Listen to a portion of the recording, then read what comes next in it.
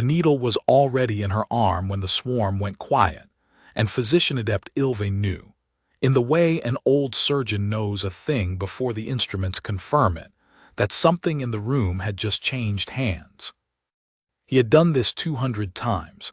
He kept count the way other Oswin kept prayers. 200 captured bodies, 200 fresh lattices seeded into the base of 200 skulls, and 200 times the readout above the table had bloomed the same soft violet as the motes took command, the color of a mind being folded under. It was supposed to bloom violet now. It stayed white. "Sewer," he said. He did not raise his voice. Oswin physicians did not raise their voices. The caste bred it out of them the way it bred out 4 clumsy fingers in favor of 8 precise ones. The uptake curve is flat. Underadept Tepa Mower leaned into the console, all 4 hands moving. Seated, confirmed seated, full count went in. There adept there in her, the census reads full dispersal. A pause. The membrane along the young Oswin's throat pulsed pale. They're just not doing anything. On the table, the human did not move. That was the first wrong thing, and Ilvain, who had spent 40 years learning to be unsurprised, filed it without alarm. They usually thrashed. The lattice was not a gentle instrument. It went in cold and it hunted for the loudest signal in the nervous system, and it drowned everything quieter. The last one, a broad gray thing from a drowned world, had arched off the restraint so hard it cracked a clavicle before the motes found its voice and made it lie still forever. This one lay flat, breathing, watching the dome overhead where the noon light of Veeth came down through the glass in long, clean bars. She was small. That was the word the intake clerk had written, and it was the only true word on the whole form. Small and filthy and calm in a way that Ilvain had learned to associate only with the sedated and the dead, and she was neither. There was dirt worked into the creases of her knuckles that no wash cycle had reached. There was a scratch, half-healed, along one cheekbone. Her eyes were open. When he had introduced the needle, she had watched it go in the way a person watches weather. Maravas, the clerk had written. Origin, Sable Index, Rung One. Attrition rating exceeds available instrument scale. He had read that line the way one reads a typographical error. Rung One was not a real posting. The Sable Index bottomed out at Rung 4. Below that, the concordance did not build worlds into the catalog, because below that nothing the concordance would call civilization survived to be cataloged. Rung One was a clerk's joke, or a clerk's fear. "Recheck the seed," Ilvain said. Tepa rechecked the seed. Full count, full dispersal. Adept, they've reached the brain. Then the readout is faulty. The readout is not faulty. Tepa's voice did a thing junior voices did around Ilvain, a small tightening. I calibrated it against the warden's collars this morning. It reads a dog's obedience to 4 places. It's reading her. It says she has full command authority. The word command sat in the bright room like a dropped instrument. She has command authority, Ilvain repeated without inflection, because inflection was a thing you spent when you had decided what a sentence meant, and he had not decided. Over the swarm, Tepa said. The lattice reports its sovereign signal as the young medic stopped, checked again with 2 hands while the other 2 hung useless, as originating from the subject. Ilvain looked at the human looked at the dome. The lattice was forbidden. Not restricted, not gray, forbidden, struck from the pharmacopoeia 40 years ago by the Threnody Accords, its makers censured, its remaining stocks ordered burned. It was forbidden because it worked too well and because of what worked had meant. A mote cloud that did not treat a nervous system as a patient but as a territory, that entered a subject and asked one question and only one, who is loudest here, and then killed every other answer. The Accords had a phrase for what came out the other side. Ilvain disliked the phrase. He preferred the Directorate's word, which was reclaimed. A reclaimed body kept its hands, its lungs, its strength, its deathworlder resilience. It lost only the thing that made it argue. It became, in the Directorate's careful language, an instrument that had once been a person, and the galaxy had a great and quiet need for instruments that could survive the places persons could not. Curator Thal had built a directorate on that need. Ilvain had built a career inside it, 200 times. "Purge and recede," Ilvain said. "The census is corrupt. A corrupt census reports the loudest signal as sovereign because it has lost the ability to distinguish sovereign from noise. We flush the batch, and we go again with a clean count." "That will hurt her," Teppa said, and then heard the sentence and looked briefly appalled at having said it, because they did not, as a rule, discuss whether it hurt them. "Purge," Ilvain said. Teppa purged. The purge was a signal, a single high command sent from the console down the seating line into the base of the human skull, an order to the whole 200,000 mote census to release its grip, disperse, and flush inert into the blood to be filtered and burned.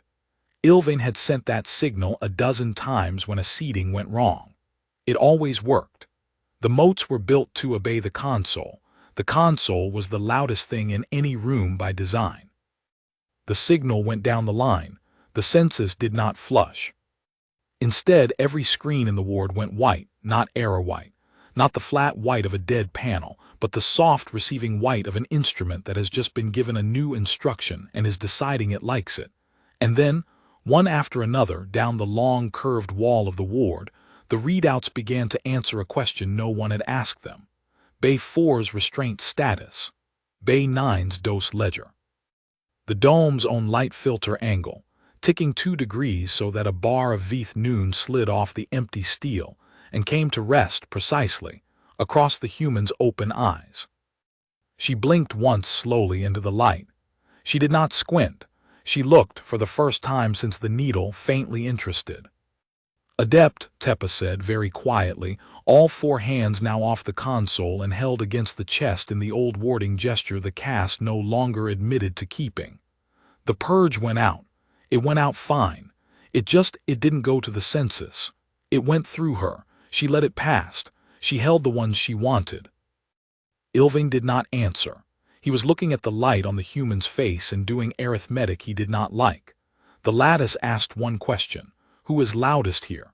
In 200 bodies the console had been loudest, and then, briefly, terribly, the mote cloud itself had been loudest, and then the reclaimed thing on the table had been nobody at all. The question had never once been answered by the subject. It was not supposed to be answerable by the subject. A nervous system was a territory to be taken. It was not supposed to be a voice that could outshout 200,000 machines built for nothing but shouting. "Maravas," Ilvain said. The human turned her head. The restraints let her. He noted that they let her, that the servo in the left cuff had gone slack, that it had gone slack without any hand touching the console, and he set that fact down next to the others and did not pick it up yet. "You can hear me," he said. "Yeah," she said. Her voice was rough from disuse or from screaming somewhere behind him in her history. He could not tell which and did not want to. "I could hear you the whole time. You have a very calm way of describing what you're doing to people. It steadies the room. It's not steadying me." He had trained himself over 40 years not to look at their faces while he worked, and he found that he could not stop looking at hers because her face was doing the wrong thing. It was not frightened. 200 faces had been frightened. Fear, he knew. Fear was a patient's honest report on its own situation. She was not reporting fear. She was watching him the way he watched a curve, waiting to see which way it broke. "You've put something in me," she said. "A restorative census," he said from the script. "It will help you adjust to service. It's a swarm of little machines and they were supposed to eat my head and drive my body around after you finished."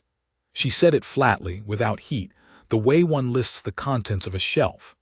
I heard the small one, a small movement of the eyes toward Teppa, say it would hurt. "So it's not restorative. Let's not do the calm voice about it. I don't have the energy and you don't have the time." "The time," Ilvain said. "You sent a signal to make them let go." She said this to the dome, not to him. It came down like a shout from a long way up, very loud, Loudest thing I ever felt. And it got down to where they were sitting, all of them, sitting in me like grit, and they turned around to see who was shouting. A pause. The light held on her face. She had, he understood now, moved it there and left it there because she wanted to see him clearly. And then they looked at me, and it turned out I was closer. Teppa made a sound. Ylvain lifted one hand, old reflex, the gesture that had quieted 200 rooms, and for the first time in 40 years it quieted nothing at all, because Teppa was not the loudest thing in the ward anymore, and neither was he. They answer you, Ylvain said. They answer whoever's loudest.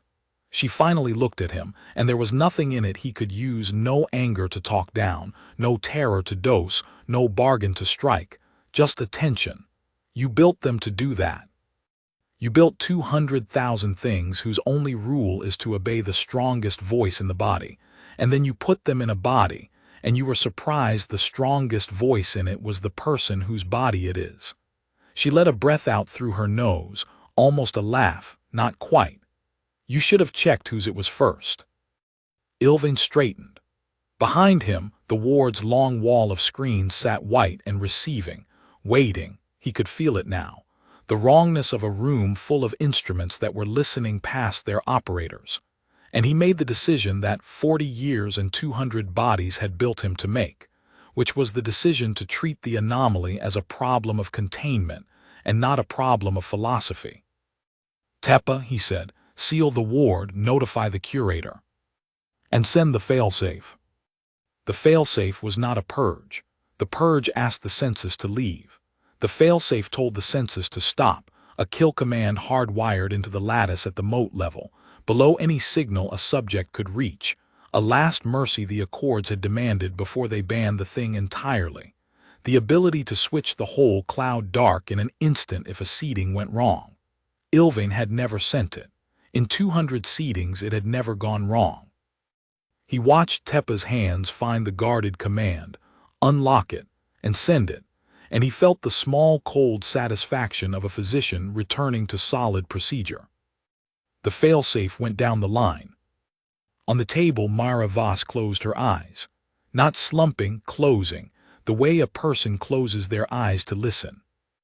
And Ylvain, watching the readouts, saw the kill command arrive at the census, saw the census turn toward it the way it had turned toward the purge, saw it hang for the length of one human breath.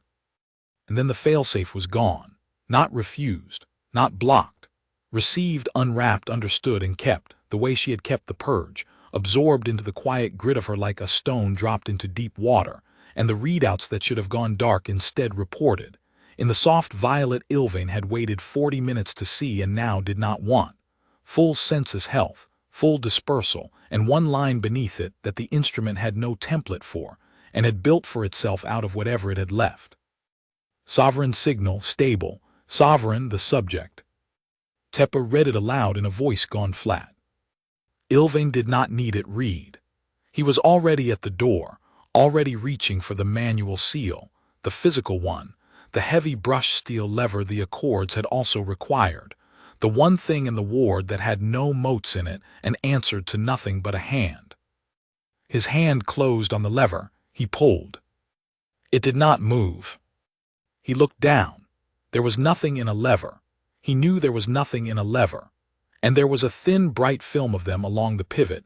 Motes, his motes, her motes now, come out of her through the seating line and along the console cable and across the floor while he made his careful decisions, gathered into the one dumb mechanism in the room he had trusted, holding it as gently and immovably as a held breath. Physician, Mara Voss said behind him from the table, and her voice had not risen, had not changed, was exactly as rough and flat and unbothered as it had been when the needle went in. Sit down. You're going to want to be sitting down for the part where I explain what I heard, lying here, while you calmly described what you do to people 200 times. The noon light came down through the dome in long, clean bars. The screens waited, white and listening. And Ylvain Sewer, who had done this 200 times, let go of the lever that would not move and sat. Curator Severin Thal received the notification at the midday meal, and did not rise for it, because the Directorate did not build curators who rose for notifications. He read the flag, seating anomaly, ward meridian, containment requested, and he set down the two-tined fork the meal had come with, and he considered, in the cool, orderly way he considered everything, the several kinds of anomaly a seating could produce, and which of them justified the interruption of a meal. Most did not. A cracked clavicle did not. A subject that died on the table did not. Dead subjects were a cost line, and the Directorate had a cost line for them, 4%, well inside tolerance. A seating that failed to take was the most expensive kind, because it wasted a captured deathworlder, and captured deathworlders were the whole point, the rare and terrible harvest that made the Directorate worth its budget, bodies strong enough to walk the Concordance's poisoned worlds and mine its unminable places, and hold its unholdable lines, once the arguing was removed from them. But even a failed take did not justify a meal. The word containment justified the meal. Severin Thal had built the Directorate on a single insight, which was that the Concordance's great weakness was its squeamishness. The Accords had banned the lattice not because it failed but because it succeeded, and the difference between those two things was the difference between a civilization that ruled and one that apologized. Thal did not apologize. He ran a wing that the Concordance's better organs pretended not to know about, in the daylit dome of Ward Meridian on a quiet Veil world, and he turned the galaxy's deadliest salvage into its most useful, and he did it 200 times without a single event that had required the word containment. He rose for the meal after all. He took the interior transit to Ward Meridian, and he composed on the way the reprimand he would deliver to Ilving Sewer, whom he respected, for whatever sloppiness had produced a containable event. He was still composing it when the transit doors, which answered to his palm and had answered to his palm for 11 years, opened for him without his palm, opened as he approached, smoothly, as if for a guest, and led him out into a corridor where every panel light had turned, very slightly, to follow him. Thal stood in the corridor of his own facility and felt, for the first time in 11 years, watched by it. He did not yet have the word for what had happened in Ward Meridian. He would have it within the hour. But he was a careful man, and careful men feel the change in a room's ownership before they can name it, the way they feel whether in an old wound, and Severin Thal felt the ownership of Ward Meridian move, in that bright corridor, from the palm of his hand to somewhere down the hall he had not yet reached, and he understood before the door, before the human, before any of it, that he had come to contain a thing that was already, quietly, containing him. Tepa Mower had joined the Directorate for the same reason most underadepts joined it, which was that the Concordance's licensed wards had a waiting list 11 years long, and Ward Meridian had none. Tepa had told the intake board a true thing, a desire to work with deathworlder physiology, the great unsolved country of conquered medicine, and had been told a lie in return, dressed as a truth, that the subjects were volunteers from penal populations who had chosen service over sentence. Tepa had believed it for 3 days. On the 4th day, a subject named Nothing, logged only as a bay number, had looked up from the table during prep with its whole face and said, in broken but entirely present trade, please, and Tepa had gone very still and understood the shape of the place, and had stayed anyway, because leaving required a courage Tepa did not yet have, and because staying could be told as helping, and the young of every species are gifted at that particular translation. For 2 years Tepa had prepped the tables and read the census and kept the calm voice, and had built, mote by mote, a private census of small mercies, a lower dose here, a warmer prep there, a hand held during a seating that the adept did not see that added up to nothing and let Tepa sleep. Tepa did not sleep well. Tepa was 29, which for an Asuan was young enough to still be ashamed, and old enough to have learned to live with it. Now Tepa stood in the ward with all 4 hands against the chest, and watched a human sit up on the seating table with the restraints hanging open around her like a shed skin, and felt the shame turn over inside and become something else, something with light in it, and hated that too, because the something with light in it was hope. You, Mara Voss said. She was looking at Teppa. Small one, you didn't want to do it. I prepped the table, Teppa said. The voice came out steadier than expected. I read the census. I sent the purge. I sent the failsafe. I did all of it. You said it would hurt. Mara swung her legs off the table. She moved carefully, an animal testing a limb, and the motes moved with her. Teppa could see it on the readout, the census flowing under her skin like the answer to a question, and could see, too, the thin, bright film of them along the floor now, along the cable runs up the wall to the screens, a tide going out from her into the whole ward. Out of 200, you're the only one who ever said it would hurt. That's not nothing. That's the smallest possible amount of not nothing. But I've been keeping count of who in this room is which, and you're on a different list than him. Him did not need a gesture. Ilvin sat where he had sat, 4 hands folded, watching the human the way he watched a curve. The lists don't matter now, Ilvin said. You've taken the ward. I understand that. I understood it at the lever. What you have not understood yet is the ward's place in the building, and the building's place in the directorate and the directorates. You keep telling me the size of things, Mara said. You did it to the census. You did it to the room. Now you're doing it to the building. You think if you make the walls big enough around me I'll get quiet. She stood. She was small. Teppa had read it on the form, and it was true. She came up barely to the adept's second elbow. I've been in big rooms my whole life. Where I'm from, the whole planet is a big room trying to make you quiet. She looked around the ward slowly at the white receiving screens at the bays. How many are here right now, alive, in this building? Ilvin did not answer. Teppa answered, 41. The number had been sitting in Teppa for 2 years. 41 in holding, seated and finished, reclaimed, and 9 in intake, not yet seated. You were the 10th of the intake batch. 41 finished, Mara said. Something crossed her face, the first thing that had crossed it, and it was not anger.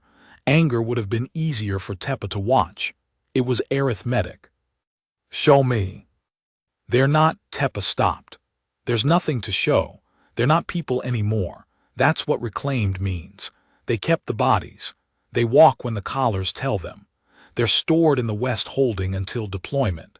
If you go and look at them, you'll see 41 deathworlders standing in a bright room breathing, and not one of them will look back at you, because there's no one left in there to look. Show me, Mara said again, and this time it was not to Teppa.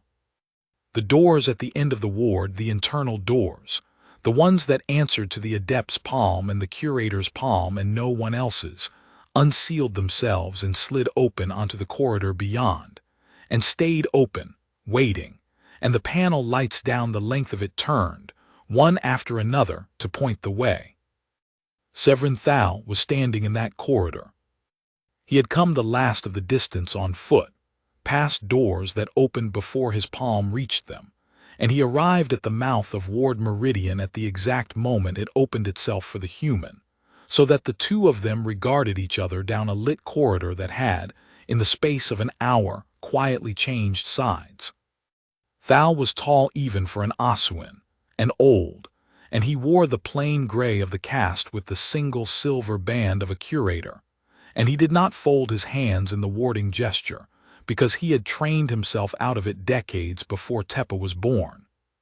You are the anomaly, Thal said. I'm the 10th of the intake batch, Mara said. Mara Voss, Sable Index Rung One, whatever that means to you, and I asked to see the 41. There is nothing to see. Everybody keeps telling me that. She stepped into the corridor, the lights bent to her, and then the doors keep opening. Curator, she had read the band.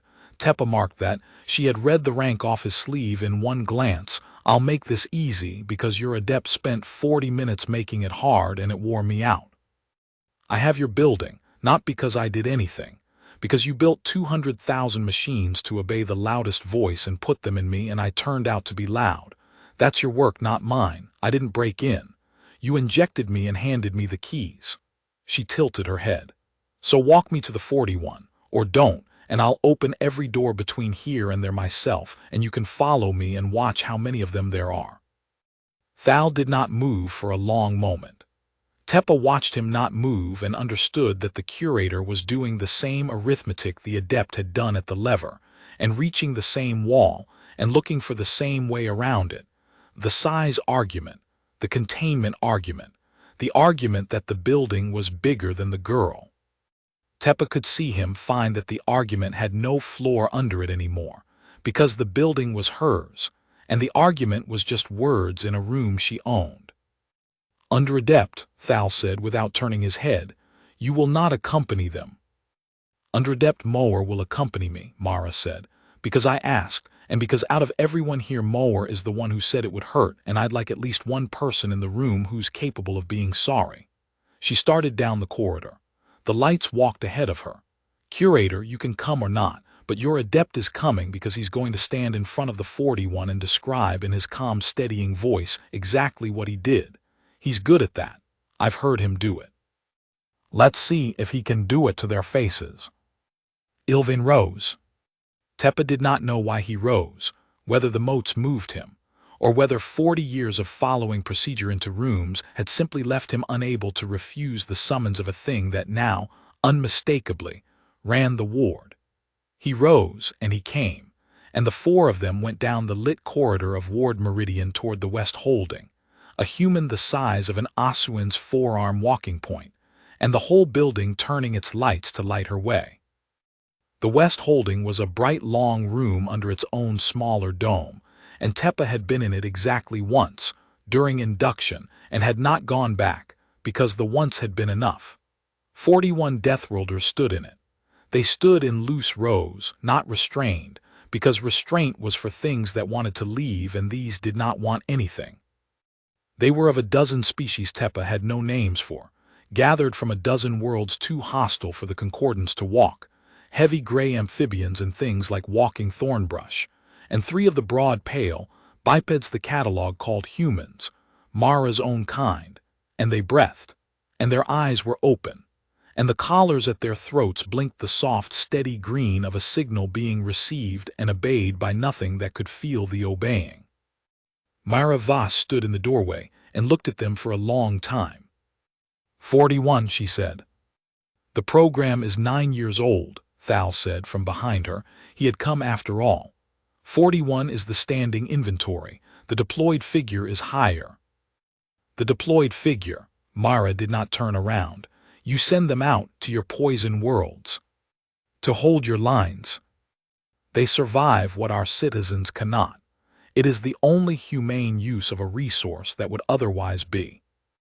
Say the next word, Mara said, and I'll have the dome tell me exactly how many degrees of sunlight it takes to make an Asuan uncomfortable, and I'll hold it there while you finish the sentence.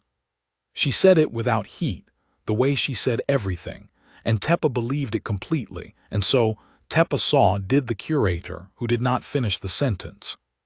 She walked into the room. She walked down the loose rows of the 41, and she looked up into each blank breathing face, and the collars blinked their green, and Teppa followed 2 steps behind with all 4 hands empty, and did not know what she was doing until she stopped in front of one of the broad pale bipeds. A human, a man, older than her, gray coming into the stubble on his jaw, his eyes open on nothing.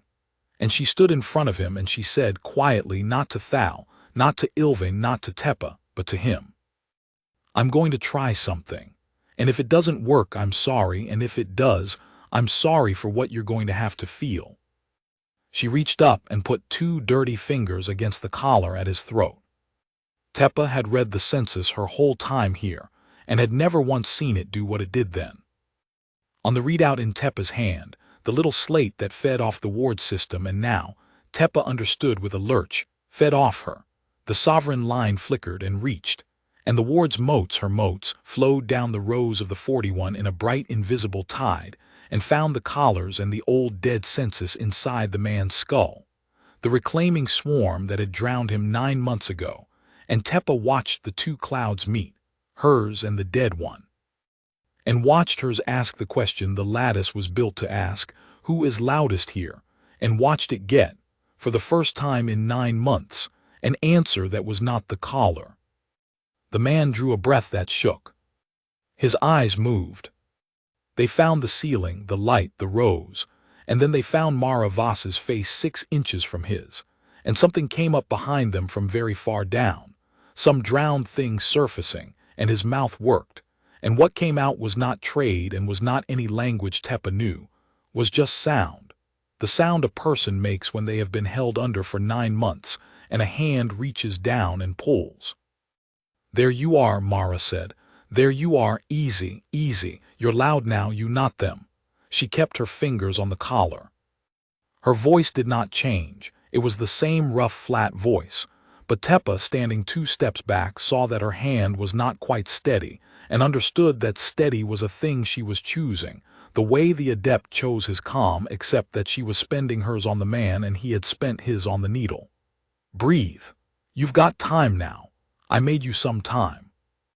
Behind Tepa, Severin Thal spoke, and his voice for the first time had an edge in it, a thin, bright wire of something Tepa had never heard from a curator, which was fear dressed as procedure.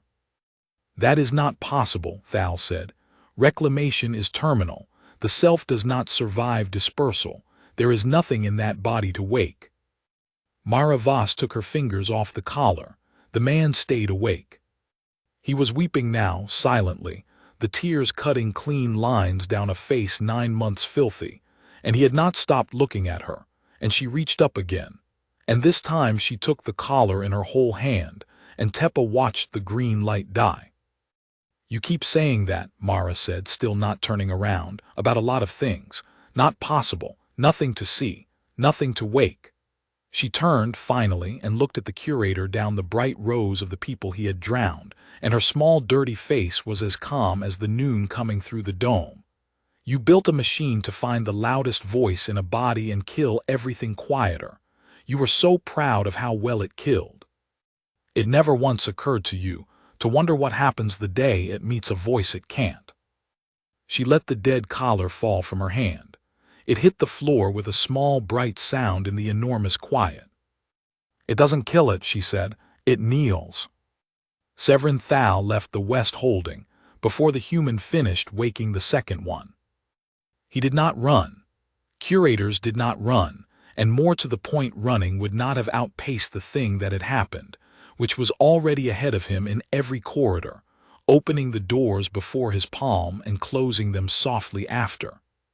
He walked, at the measured pace the cast taught, back toward the administrative spine of Ward Meridian, and he composed as he walked, not a reprimand now but a report, the specific report a curator sends exactly once in a career, the one that begins with the words "containment has failed" and ends with a request he had spent 11 years ensuring he would never have to make. He reached the spine. He put his palm to the plate of his own office, and for the first time in 11 years the plate considered his palm and declined it. Thal stood with his hand against the cool, unresponsive plate and understood, fully and for the first time, the size of the thing, not the human. The human was small. He had read the form. The human was the size of his forearm, and he could have broken her across a table with 2 of his 4 hands, and that fact was now completely without meaning, because the human was not the threat. The threat was that the human had become the loudest voice in every machine she could reach, and Ward Meridian was nothing but machines, and he had built it that way on purpose, so that no single body, no reclaimed deathworlder, no rogue adept, no inspector from the Concordance's squeamish organs could ever wrest control of the wing by force. He had made it a wing that answered only to signal, and she was signal now. She was the loudest signal the building had ever heard, and it had turned to her the way a field of instruments turns to the one true note that sets them all ringing, and there was no force he could apply to a note. He took his hand off the plate. He walked to the one place in Ward Meridian that had no motes in it, the same place the Accords had required in every ward that ever ran a lattice, the hard room. A sealed cell of dead metal and manual switches at the center of the administrative spine, shielded, dumb, unnetworked, built for exactly this, the failure the Accords had foreseen 40 years ago, and the directorate had assured itself would never come. Inside the hard room was a manual console, and a hard line to the orbital relay that no motes touched, and one switch under a physical guard that Severin Thal had installed himself and hoped, in the private way a careful man hopes, never to need. The switch scuttled the wing. It was the last containment. If a lattice ever went sovereign, if a seeding ever produced, against all the Accord's fears and all the Directorate's assurances, a subject the console could not purge and the failsafe could not kill, the hard room could sever Ward Meridian from its own power spine, drop every system in the wing to dead metal, and let the sovereign starve in the dark with nothing left to command. It would kill the human. It would also kill the 41 and the 9 in intake, and any staff who did not reach the sealed transit in the 90 seconds the scuttle allowed. It was a terrible switch. Thal had always known it was a terrible switch. He had installed it precisely because he was the kind of man who could throw it, and had believed that quality to be a strength, and was about to learn in the next several minutes exactly what it was. He reached the hard room. The door was dead metal. It had no motes. It opened to the manual wheel and closed to the manual wheel, and Thal spun the wheel and went inside and spun it shut behind him and stood, for the first time in an hour, in a room the human did not own. It was very quiet in the hard room, no panel hum, no motes. Just the manual console and the hard line and the guarded switch. Thal keyed the hard line to the orbital relay. "This is Curator Severin Thal, Directorate Ward Meridian," he said in the measured voice to the concordance he had spent 11 years hiding from. "I am declaring a lattice sovereignty event. Containment has failed. I am authorizing wing scuttle under Accord 7 and requesting immediate warden deployment and a Concord sterilization team to this facility. The event is a single deathworlder subject, Sable Index, Rung One. Repeat, Rung One." The relay took the message. Thal watched the confirmation climb. And then he put his 4 hands on the guard over the switch, and he lifted it, and he set his largest hand on the switch that would drop Ward Meridian into darkness and starve the sovereign in the dead metal, and he pressed it. The switch clicked, nothing happened. Thal looked at the switch. He pressed it again. It clicked again, honest and mechanical, the clean travel of a good hard switch, and again nothing happened, and Severin Thal stood in the one room the human did not own and understood, with a cold that started at the base of his skull and went down, that owning the room had never been the point. The switch was dead metal, the switch had no motes. But the switch did not scuttle the wing. The switch sent a signal to scuttle the wing, down the one hard line that left the hard room, and the hard line ran, eventually, necessarily, into the power spine of Ward Meridian. And the power spine of Ward Meridian was not dead metal, and had not been dead metal for an hour, and the motes were waiting in it. Her motes, patient, along the junction where the one honest switch in the building met the machine it was meant to command. And they took the scuttle order the way she had taken the purge and the failsafe, received it, unwrapped it, understood it, and kept it. The hard line's confirmation light, the one dumb indicator the Accords had required, glowed a soft receiving white. And the relay speaker, which Thal had keyed to the concordance 40 seconds ago, spoke, and it was not the concordance. It was a rough, flat voice, unhurried, come up the hard line from a power spine an hour lost. "You built a room I couldn't get into," Mara Voss said, "and then you ran a wire out of it into a building I already own. That's the whole story of this place, Curator. You keep building the walls very well and then running the door through me." Thal did not answer. There was, he found, nothing to say into the speaker. "I heard the whole thing," she said. "Sovereignty event, scuttle the wing, starve me in the dark, kill me and the 41 and the 9 and anybody slow." A pause. On the hard line he could hear faintly the great quiet of a building holding its breath. "You'd have done it. That's the part I want you to sit with in there in your dead little room. You reach for a switch that kills 50 people, most of them yours, to kill one of me, and your hand didn't shake. Your adept's hand shook when I woke the first one. Yours didn't shake on the switch. I've been keeping count of who in this building is which curator, and you just put yourself at the very bottom of the list, and I didn't even have to be in the room." The confirmation light glowed white. The scuttle sat in the power spine, received and kept and going nowhere. "I'm not going to starve, Curator," she said. "Nobody is. Your wardens are coming, I heard you call them. Thank you for that, it saves me looking, and your sterilization team is coming, and that's fine. Let them come. Everything they carry is a machine, and every machine in this building is a voice, and you already know which way the voices lean." The speaker crackled. "You can stay in the hard room as long as you like. It's the only place left where you're the loudest thing. Enjoy it. It's dead metal and one honest switch and no way out that doesn't run through me, and you built it that way so you'd have somewhere to hide from exactly this." The hard line went quiet.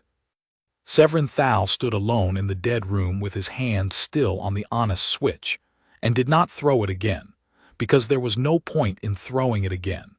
And for the first time in 11 years, he had nothing to compose, no report and no reprimand and no measured sentence, because there was no one to send it to who was not already listening. The wardens came at the 11th hour of the Vth day, in the flat bright light of the domes, 40 of them in 2 transit cars, and Warden Captain Gall led them because Gall led everything the Directorate needed done without questions. Gall was not Asuin. The Directorate did not use Asuin for its wardens. The cast's precise hands and quiet voices were wasted on the work of standing over the drowned.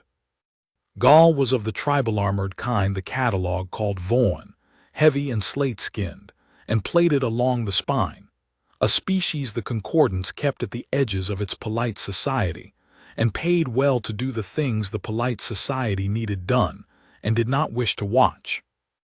Gall had worn a Directorate collar key for 6 years, and had escorted 300 reclaimed deathworlders to their deployments, and had never once been troubled by the work, because Gall had decided long ago that the reclaimed were not people, and had never revisited the decision, the way one does not revisit a floor. The transit cars stopped at the outer lock of Ward Meridian, and the outer lock opened before Gall's key reached it, and Gall paused at that, one plated hand on the frame, because in 6 years the outer lock had never opened early. "Curator's expecting us," said the warden at Gall's shoulder. "The curator declared a sovereignty event and stopped answering his line," Gall said. "That's not a curator expecting us, that's a building expecting us." Gall had survived 6 years in this work by attending to exactly this kind of difference. Weapons on the reclaimed setting, non-lethal. We were called to contain a subject, not sterilize a wing. The sterilization team is behind us. Move slow. Watch the doors. They moved slow. They watched the doors. The doors watched them back. Every panel light in the outer corridor turning in slow sequence to track the column as it advanced. And Gall marked it and said nothing and kept the pace even, because 40 armed wardens do not panic at lights, and because the alternative to keeping the pace even was admitting, out loud in front of the column, that the building had a mind now, and the mind was counting them. The reclaimed setting was the warden's mercy, such as it was. It was the setting that spoke to the collar. A reclaimed deathworlder, however strong, could be dropped by a warden's baton at a touch, because the baton did not fight the body. It spoke past the body to the collar, and the collar told the drowned nervous system to fold, and the terrible strength went out of the terrible body like water from a tipped glass. It was how 40 wardens escorted 300 deathworlders without a scratch. You did not fight a deathworlder. You held its leash and you spoke to the leash. Gall led the column to the West Holding, because the Curator's last coherent order had put the sovereignty event near the West Holding, and Gall intended to take the subject the way the Directorate always took its subjects, through the collar, past the body, a leash and a quiet word. The doors of the West Holding opened before Gall reached them. The 41 were standing in the bright long room, but they were not standing in the loose blank rows Gall had seen 100 times. They were standing along the walls in a rough loose ring, and their eyes. Gall stopped in the doorway with the column stacking up behind and looked at the eyes of the 41 and felt, for the first time in 6 years, the floor move. Their eyes were not blank. Their eyes were open and awake, and turned, all of them, toward the small human standing in the center of the room with 2 dirty fingers resting on the throat of the last one she had woken. And the collars at all 41 throats blinked, not the steady green of a signal obeyed, but nothing at all, dead and dark, 41 leashes cut. "Captain Gall," Mara Voss said. She did not look up from the collar under her fingers. 6 years, 300 deliveries, never a scratch. You're the one who walks them to the ships. It was not a question. I've been talking to the ones who remember the walk. Some of them remember your voice. You have a specific way of saying move that they can still hear, apparently, from all the way down at the bottom of where you sent them. Gall did not raise the baton. Gall was not a fool. Gall looked at 41 waking deathworlders with cut leashes and one small human in the center of them, and did the arithmetic that every Asuan in the building had already done, and reached the same wall and looked for the same way around it, and found, being a warden and not a physician, one the physicians had not considered. "Sterilization team's 40 seconds behind me," Gall said. "You've cut the leashes. Fine. But every weapon they're bringing runs off its own cell, not your building. You don't own what walks in that door next. You own a wing full of machines and 41 bodies that are strong and awake and about to be very frightened, and a sterilization team that is going to walk in here and burn all of it to slag on a 40-second timer, and you can't stop it by talking to the walls." Gall lowered the baton slowly and set it on the floor, and straightened, because Gall had also survived 6 years by knowing exactly when a fight was not the play. "So here's the only question in the room, human. When the burning starts, and it's coming, the Curator called it and it doesn't turn off, which side of the door do you want me on?" Mara Voss looked up from the collar at last, and looked at the warden across the ring of the people the warden had walked to their drowning, and her small dirty face was very still. "You think you're offering me something," she said. "You think you're the one deciding which side of the door you're on." She took her fingers off the last collar. The deathworlder under them drew the shaking breath, surfaced, wept. "Captain, I stopped a switch that would have killed everyone in this building from a room I've never been in, using a wire the Curator ran through me by mistake. Your sterilization team is walking in here carrying 40 independent power cells." She tilted her head, and for the first time something moved at the corner of her mouth that was not quite a smile, that was colder than a smile, the look of a person who has just been told the size of a thing and found it, once again, smaller than herself. 40 independent power cells, 40 little machines, walking through my front door on their own legs to stand in my building. She stepped over the baton Gall had set down. "You didn't just bring me a fight, Captain. You brought me 40 more voices, and you walked them in yourself." The sterilization team was 6, and they came in hard, the way they were trained to come into a wing that had gone sovereign, which was fast and loud and certain. And their lead was a conquered officer named Vessel Marshal Korun, who had burned 3 wings in her career and had never lost one. Korun was cephalopod kind, mottled gray, her skin running quick anxious colors under the dome light as she read the wing, and she read it in 4 seconds the way she was trained to and did not like it. The panel lights tracking the team, the doors opening early. The dead collars. She had burned 3 wings and every one of them had fought her. A sovereign lattice fought, that was the whole horror of the thing. It turned the wing into a weapon and made you burn your way in through your own doors turned against you. This wing was not fighting. This wing was opening. And a wing that opened for the sterilization team was, in Korun's 12 years of experience, a far worse thing than a wing that fought, because it meant the sovereign was not afraid of the fire. "Hold," Korun said, at the mouth of the west holding, and the 6 stopped, and she looked past Warden Captain Gall standing weaponless, and past the 41 awake, and ringed along the walls to the small, filthy human in the center of the room. And she did what none of the Asuan had done, what her 12 years and 3 burned wings had taught her to do, which was to believe the readout before she believed her hope. "You're the sovereign," Korun said. "I'm the 10th of the intake batch," Mara said. "Everyone keeps needing me to be a bigger thing than that. I'm a person your directorate stole off a transport and injected with a band swarm to turn into a shovel. That's all. The rest is your machine's fault, not mine." "My team is carrying 6 independent burners," Korun said. "Sealed cells, off your network. I can put this wing to slag before your motes cross the gap." Her skin ran a fast, hard gray. "I've done it 3 times. I don't want to do it a 4th. So I'm going to ask you the question I've never once gotten to ask a sovereign, because a sovereign has never once been a person I could ask. What do you want?" The room went very quiet.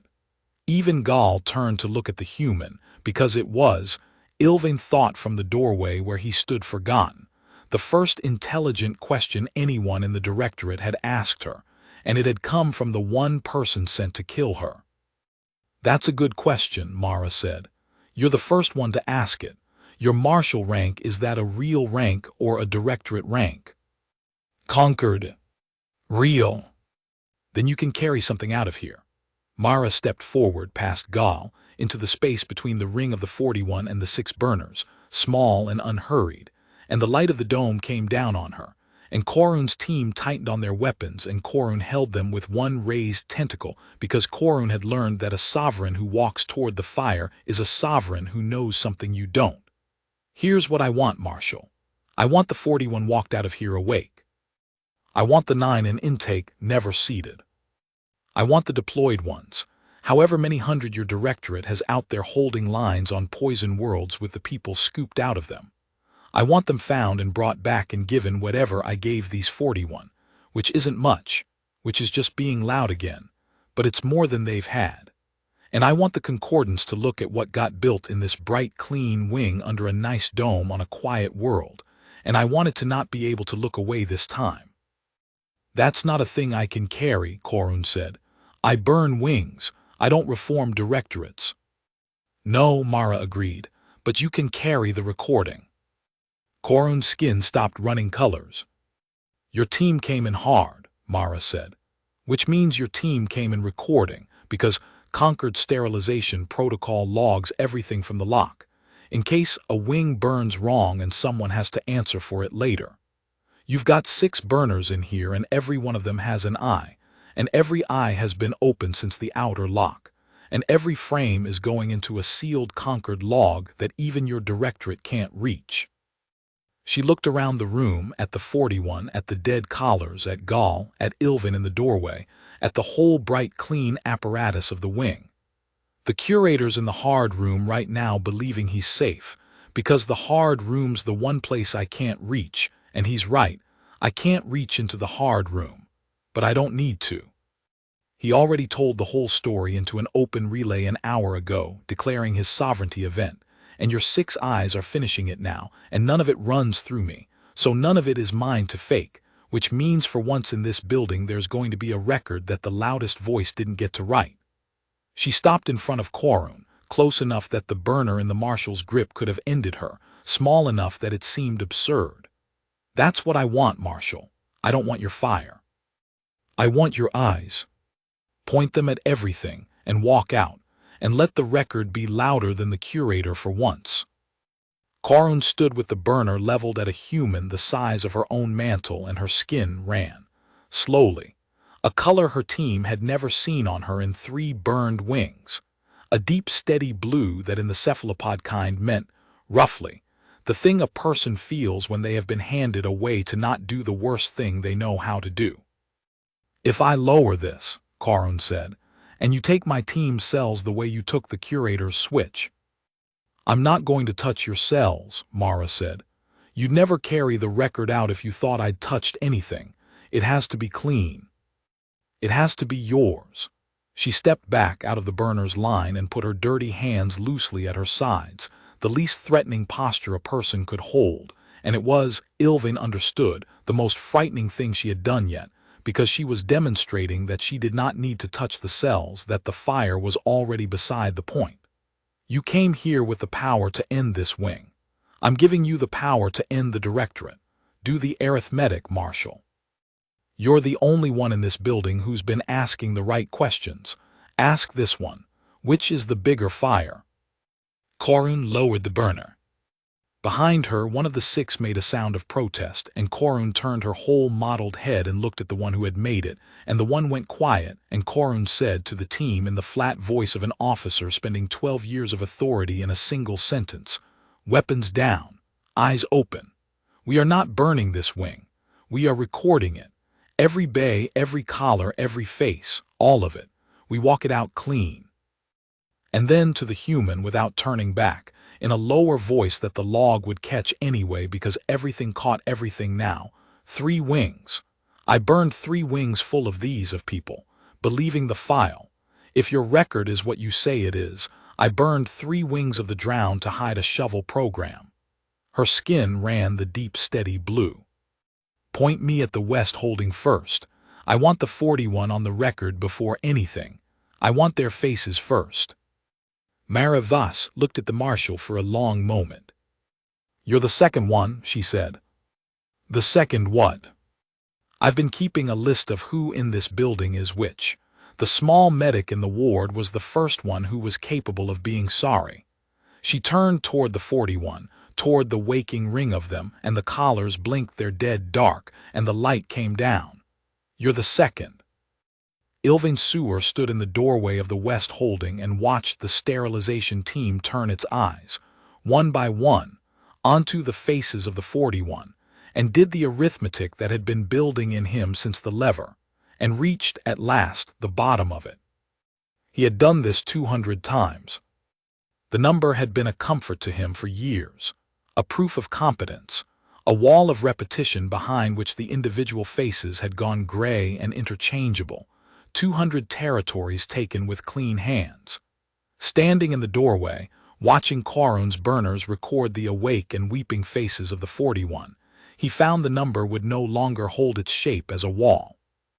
It came apart into 200 faces, and every one of them had watched a needle go in the way a person watches weather, and every one of them had heard him describe, in his calm, steadying voice, exactly what he was about to do to them.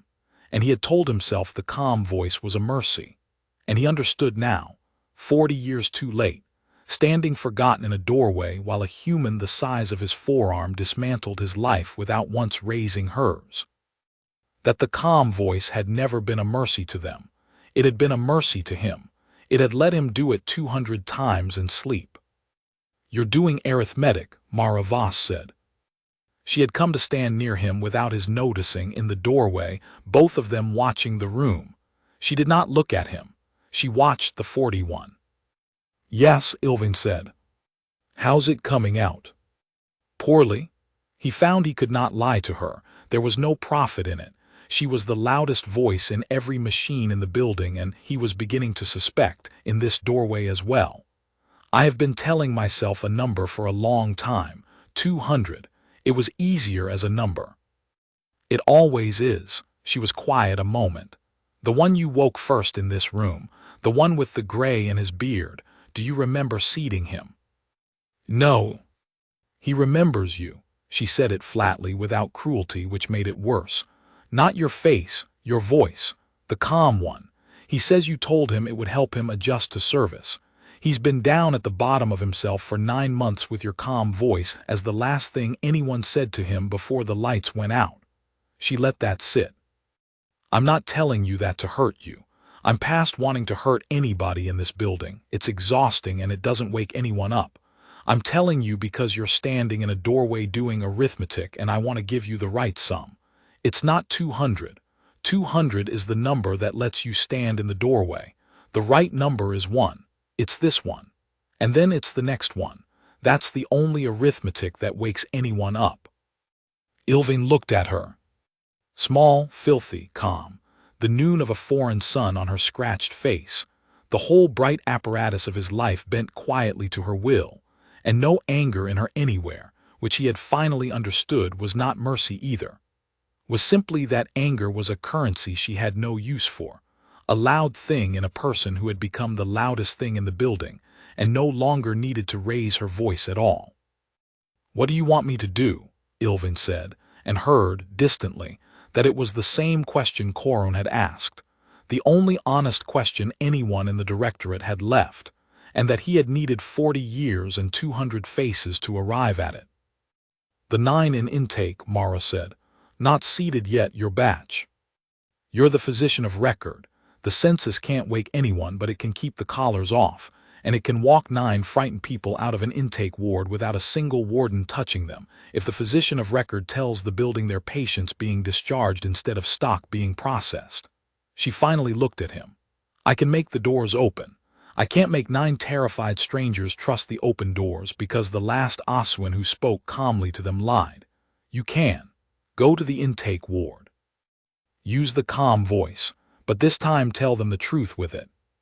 See if it still works when it's true. And if it doesn't work when it's true, then you'll have learned something about what your calm voice was actually for," she said, "and you'll go anyway because it's still 9, and 9 is not a number, it's 9 ones."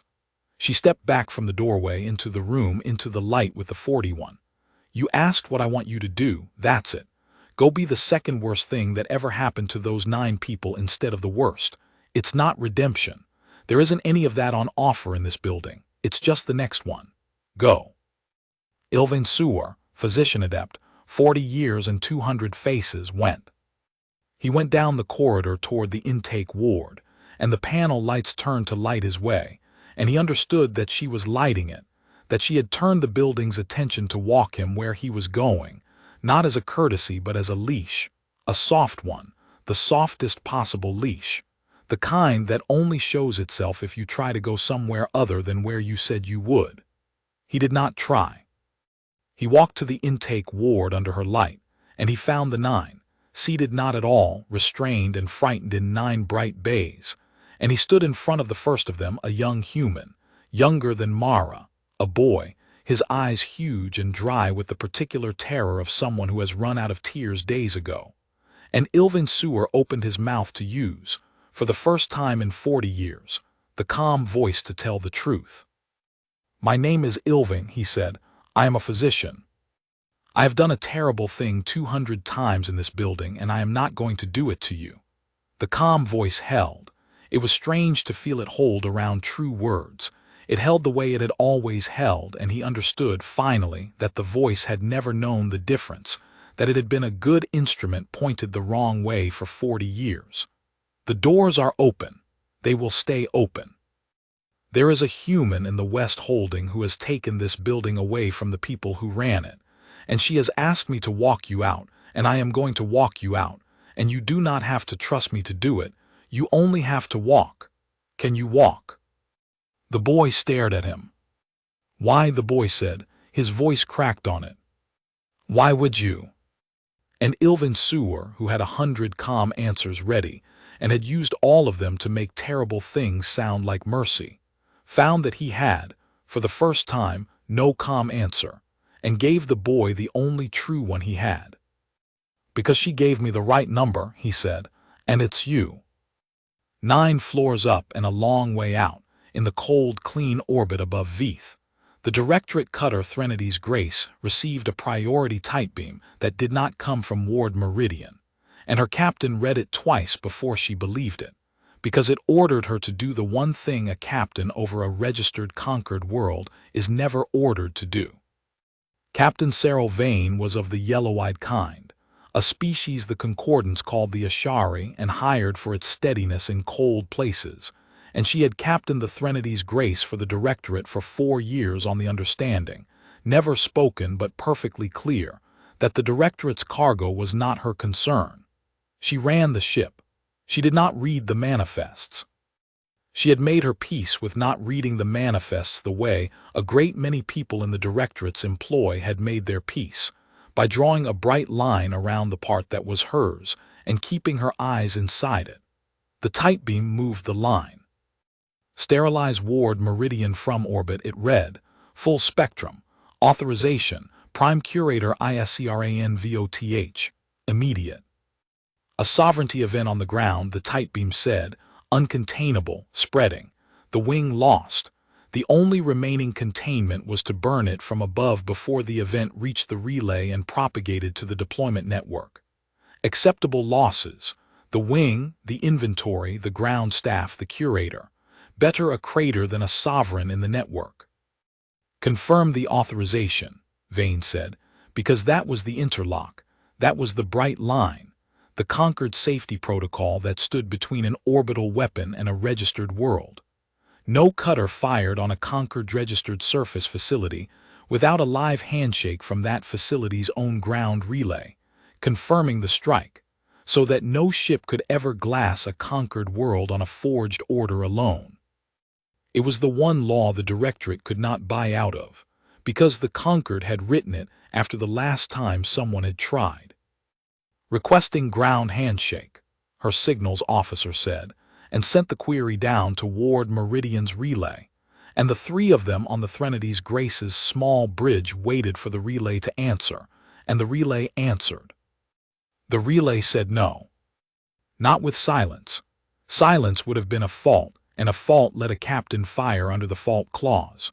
The relay answered, live and clean and healthy, with a fully formed refusal, in a rough, flat voice that came up the tight beam and filled the small, cold bridge of the Threnodies Grace. Captain Vane, the voice said. Ashari, yes. You people are steady in the cold, that's why the Directorate hired you. I'm the Sovereignty Event Prime Curator Voth wants you to bury. My name's Mara Voss. I'm holding your ground handshake and I'm not going to give it to you, so you're not going to be able to fire on a registered conquered world, which means in about a minute you're going to have to decide whether you're the kind of captain who finds a way around a conquered safety law to glass 50 people to hide a shovel program. I don't think you are, but I've been wrong about people before. Not often. Occasionally. Vane's yellow eyes did not change. You're on my relay. I'm on everything on the ground. I'm not on your ship. Your ship's got its own cells and I can't reach across the gap. The marshal down here already worked that out and so did the warden captain. Everybody keeps arriving at the same wall. But I don't need your ship. I need your handshake to stay in my hand, and it's going to, because it runs through the ground relay and the ground relay is me. A pause on the line. Here's the part Voth didn't tell you when he ordered you to bury us. There's a conquered sterilization team on the ground. A real one, Vessel Marshal Quarun, 12 years, 3 burned wings. She came down to sterilize me, and instead she's recording everything, on sealed conquered logs your Directorate can't reach, and the record is going up to the conquered tribunal on the same relay you're asking me for a handshake on. So think about the frame you're in, Captain. Voth wants you to fire on a conquered world, without a valid handshake, while a conquered marshal on the ground records you doing it. He's not asking you to bury a sovereignty event. He's asking you to be the last and biggest piece of evidence. Captain Cyril Vane sat in the cold, clean light of her bridge and looked at the tight beam order from Prime Curator Isrin Voth and the refused handshake from the ground and the marshal's record climbing the relay. And she did the thing her species was hired to do, which was to stay steady in a cold place and see the shape of it clearly. Prime Curator Voth, she said to the tight beam on the record, because everything was on the record now and she had decided, in the space of a breath, which side of the record she wished to be found on. This is Captain Cyril Vane of the Threnodies Grace. I have no valid ground handshake. The facility's own relay refuses the strike. Under conquered orbital law I cannot, and will not fire on a registered surface facility without a live handshake. Your authorization does not override the handshake interlock. Nothing does. That is the entire point of the interlock. I am standing down my batteries and logging this exchange. If you wish to bury the wing, Prime Curator, you will have to come down and do it with your own hands on the ground in front of the marshal's eyes. There was a silence on the tight beam that had a great deal of Prime Curator in it. You'll never captain again, Voth said, finally, cold and slate and certain, the voice of a noble who had bought a great many captains. The Directorate owns your registry, your bond, your next 4 commissions. Then I'll be steady somewhere colder, Vane said, and cut the tight beam and sat back in her chair and said to her signals officer, in the flat voice of a captain who has just thrown away 4 years and possibly a career, "Confirm the marshal's record is reaching the tribunal relay clean. If Voth tries to jam it, patch it through us. We're the only ones up here now, and I would very much like the record to arrive." And down on the ground in the west, holding under the noon dome, Mara Voss took her attention off the relay and off the cutter and off the prime curator she had just cost a warship and put it back on the room, and said, to no one in the rough, flat voice, "That's 3. The captain's the 3rd one." And Warden Captain Gall, standing weaponless by the door, heard it, and understood that the human was keeping a list of the people in the directorate who had turned out to be capable of the right thing, and that the list was very short, and that Gall was not on it, and that this was fair.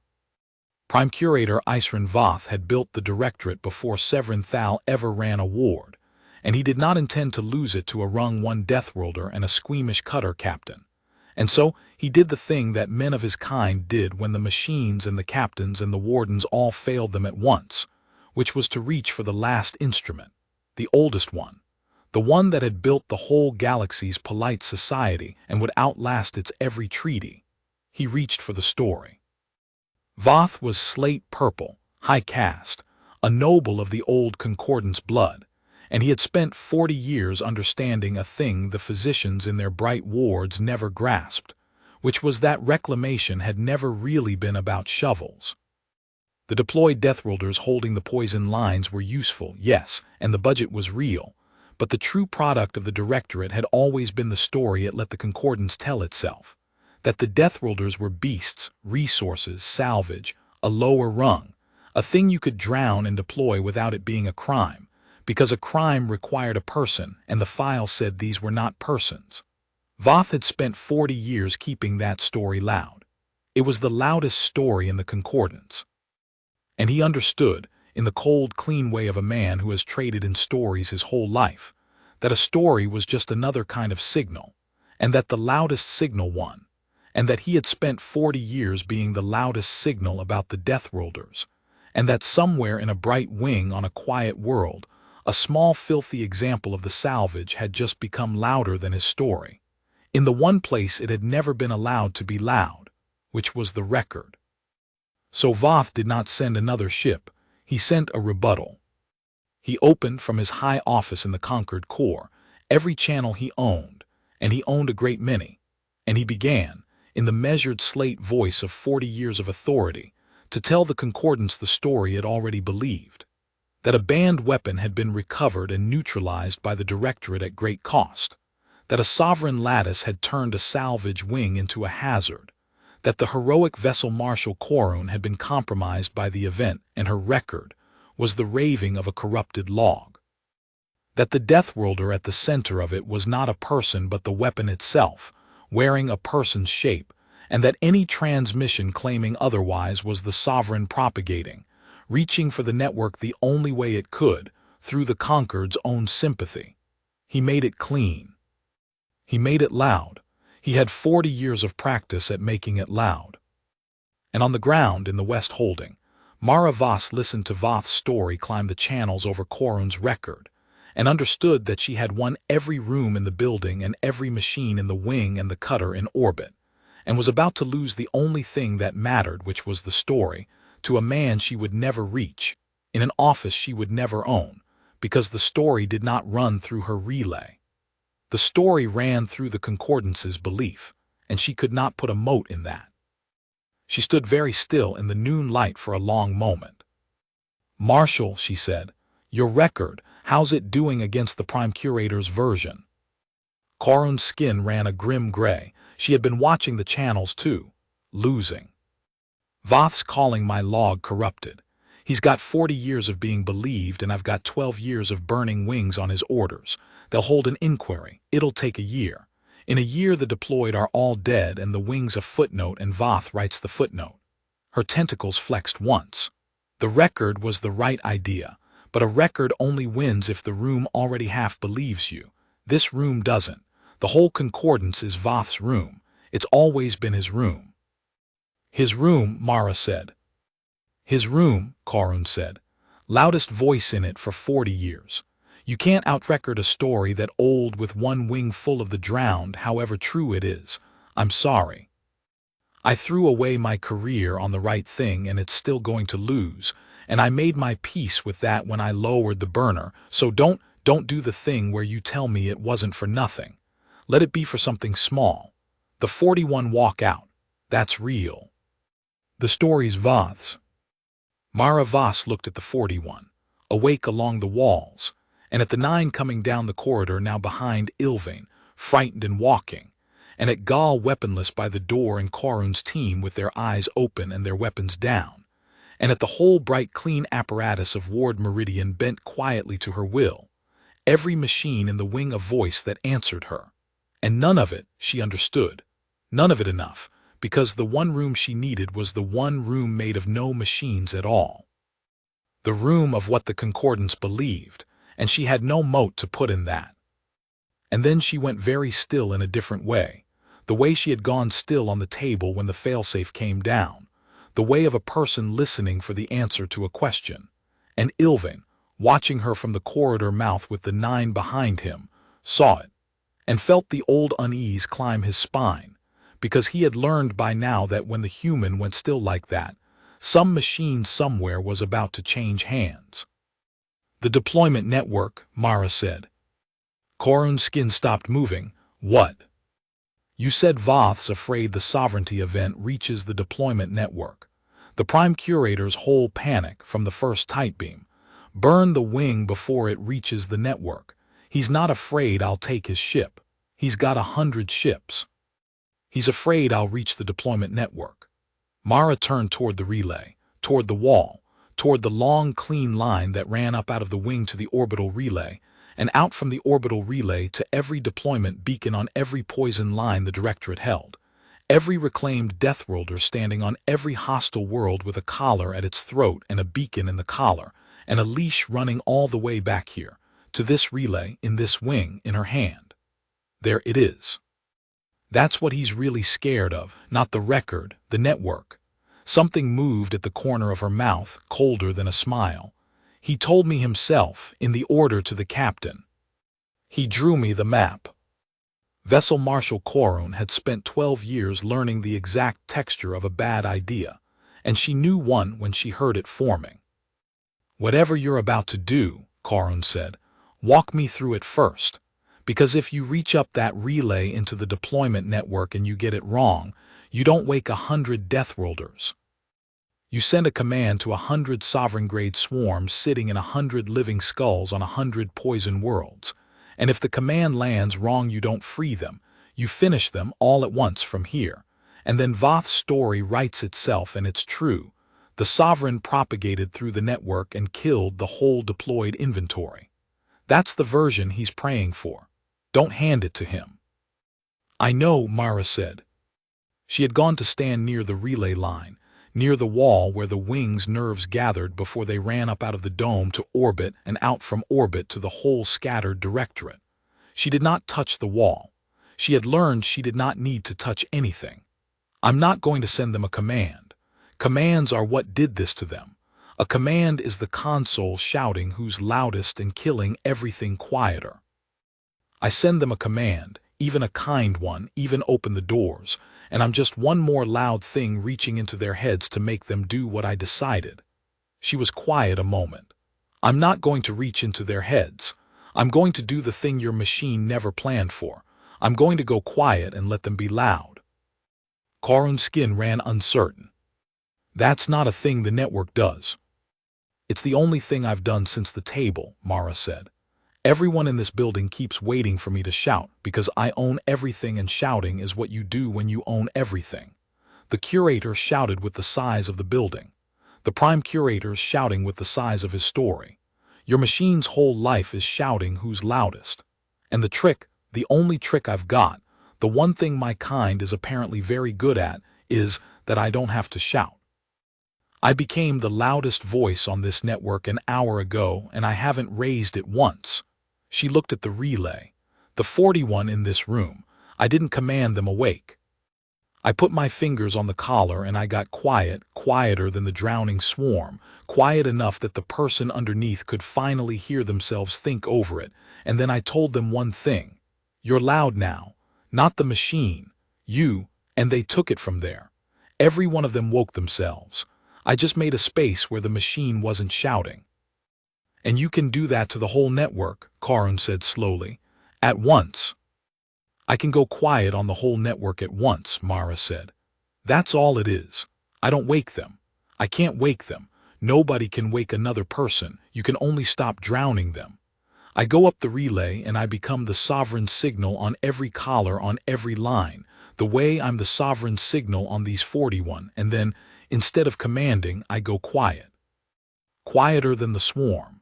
And in the space where the swarm stops shouting, every one of them who's got anything left down there gets, for the first time since they were seated, a room where they can hear themselves. And then it's theirs. Whatever they do with it, it's theirs. Some of them will wake. Some of them have been down too long and there's nothing left to come up and they'll just go quiet all the way, and that's mine to carry and I'll carry it. But not one of them, not one, is going to do anything because I told them to. That's the whole point. That's the only thing that makes it different from what your directorate did.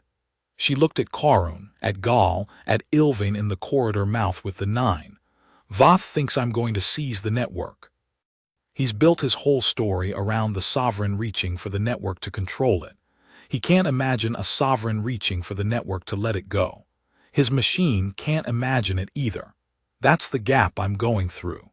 The one place none of you ever built a wall, because it never occurred to any of you that the loudest voice would choose to be quiet. She put her dirty hand flat against the wall at last, not because she needed to, Ilvain understood, but because some things a person does with their hands even when they don't need to, and she closed her eyes, and she went up the relay. Ilvain watched the readout on Teppa's slate, and Teppa held the slate so they could both see, and neither of them breathed. The wing's nerves lit, the relay lit.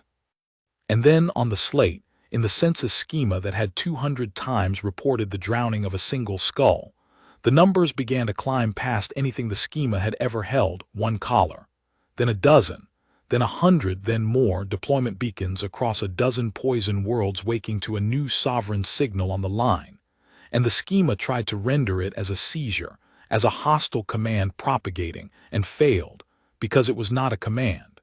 It was a silence. It was the loudest voice on the entire deployment network arriving on every collar at once and then, deliberately, saying nothing, going quieter than the swarm it had mastered, opening a room in 100 drowned skulls, where for 9 months and 9 years there had been nothing but the machine's one endless shout of who's loudest, who's loudest, who's loudest, and letting the answer in 100 separate rooms on 100 separate worlds be, at last, not the machine. The slate could not show Ilvain the poison worlds. But the census reported what came back up the line, and what came back up the line was not a seizure and was not a mass death, though there was death in it. There was death in it. Ilvain saw the flat lines bloom among the climbing ones, the ones too long down, the ones with nothing left to surface, going quiet all the way as she had said they would, and he understood that she had known that number before she put her hand on the wall and had gone anyway because the rest was larger. But among the flat lines the census reported the other thing, the thing the schema had no template for and built out of whatever it had left, the same line it had built for her on the table an hour ago, over and over, 100 times, across a dozen worlds. Sovereign signal, stable, sovereign the subject. Not her, them, each of them. 100 subjects across the directorate's poison lines becoming, one after another, sovereign in their own skulls, the loudest voice in their own bodies for the first time since a physician with a calm voice had put a needle in the base of their necks, and the collars at their throats going dead and dark. 100 leashes cut from the one relay in the one bright wing, where the woman who cut them stood with her eyes closed, and her dirty hand flat against the wall and said nothing at all. Because saying nothing was the whole of it. They're awake, Teppa whispered, 4 hands on the slate. Adept across the network, they're awake, the deployed there. Some of them are transmitting, they've got the beacons now, the collars are theirs, Teppa's voice broke. They're saying their names, adept, on the record, 100 of them on 12 worlds, all at once. They're saying their names into the conquered channels. And that Ilvain understood, standing in the corridor of a wing he had helped build, with 9 freed strangers behind him, and 100 freed strangers a galaxy away. That was the thing Prime Curator Isren Voth could not survive. Voth had a story, and the story was old and loud, and the whole concordance was his room. And a story that old could outshout 1 record from 1 wing, could call 1 marshal's log corrupted, could bury 1 sovereignty event under a year of inquiry. But a story could not outshout 100 living witnesses waking at once across 12 worlds, and saying their names into the open channels of the concordance. 100 persons the file had said were not persons. 100 beasts the story had said had no names, saying their names, all at once, everywhere on the record. In the one voice a 40-year story cannot call a corrupted log, which is the voice of the drowned coming up for air in 100 places at once and being, undeniably, unbearably, individually, alive. The loudest voice in the concordance stopped being Voth's story. It became 100 names. On a poison line 4 transits from Veeth. On a world the concordance had numbered but never named. A heavy gray body that had once been a person called Oru stood at the edge of a caustic pit and held a cutting yoke in 2 thick hands, because that was the last thing the collar had told it to do, and it had been doing that thing, or things like it, for 11 months, in a place the concordance's own citizens could not breathe. Oru had not thought a thought in 11 months. There had been nothing in Oru to think it. The swarm had come in cold under a bright dome and asked its one question and killed every answer but its own. And since then there had been only the yoke, the pit, the collar's steady green, the work, in a body that was strong enough to stand where the air itself was a weapon and empty enough not to mind. The person named Oru had drowned 11 months ago and left behind a warm gray instrument that held a cutting yoke at the edge of a caustic pit on a world with no name, and that was reclamation, and the Directorate had called it humane, because it survived what citizens could not. And then at the edge of the pit, in the middle of the endless work, the shouting stopped. That was how it came to Oru, not as a voice, not as a command, not as a rescue, but as the sudden absence of the thing that had been shouting inside its skull without pause for 11 months. The swarm, which had never once gone quiet, which had drowned every quieter thing precisely by never stopping, went all at once silent. A new sovereign had arrived on the collar from very far away, louder than the swarm, louder than anything, and instead of taking the body the way the swarm had taken it, the new sovereign had done the one thing the swarm was not built to survive. It had said nothing. It had gone quieter than the machine. And in the enormous silence where the shouting had been, for the first time in 11 months, in a warm gray body at the edge of a poison pit, there was room. Something came up into the room. It came up slowly, from very far down, the way a thing comes up that has been held under so long it has forgotten it was ever anything but held. It did not have words at first. It had the yoke in its hands, and it looked at the yoke, and a very old buried part of it understood, before it understood anything else, that it did not want to be holding the yoke. It set the yoke down. That was the first thing the person named Oru did with 11 months of returned life. It set the yoke down at the edge of the pit, and it straightened and it looked up, past the caustic haze. At a poisoned sky it had been standing under blind for 11 months, and it drew a breath that its own body chose to draw, and the breath shook. The collar at its throat blinked once and went dark. Oru did not know the name Mara Vas. Oru would never know it. Oru did not know that 4 transits away a small, filthy human stood with her hand flat against a wall and her eyes closed, saying nothing on purpose, holding a silence open across 12 worlds, so that 100 drowned instruments could hear themselves think over the machine for the first time since they were seated.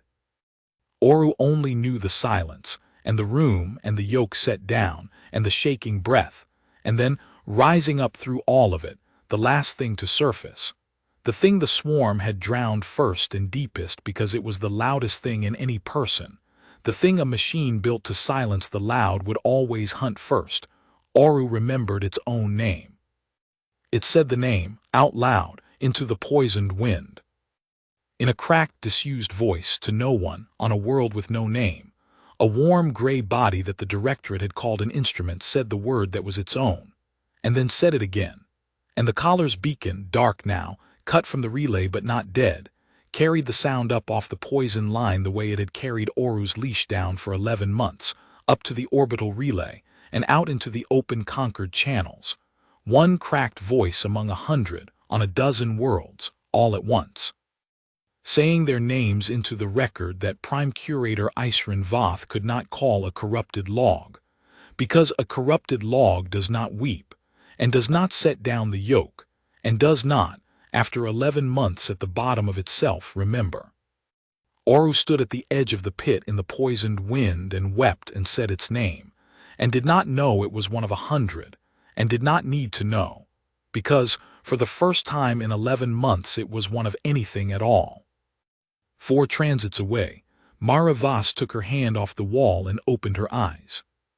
She swayed, once the only time Ilvin ever saw her waver, and Teppa moved without thinking, 4 hands out, and she waved the young medic off, not unkindly, and steadied herself against the wall she no longer needed to touch. How many? Korun said quietly.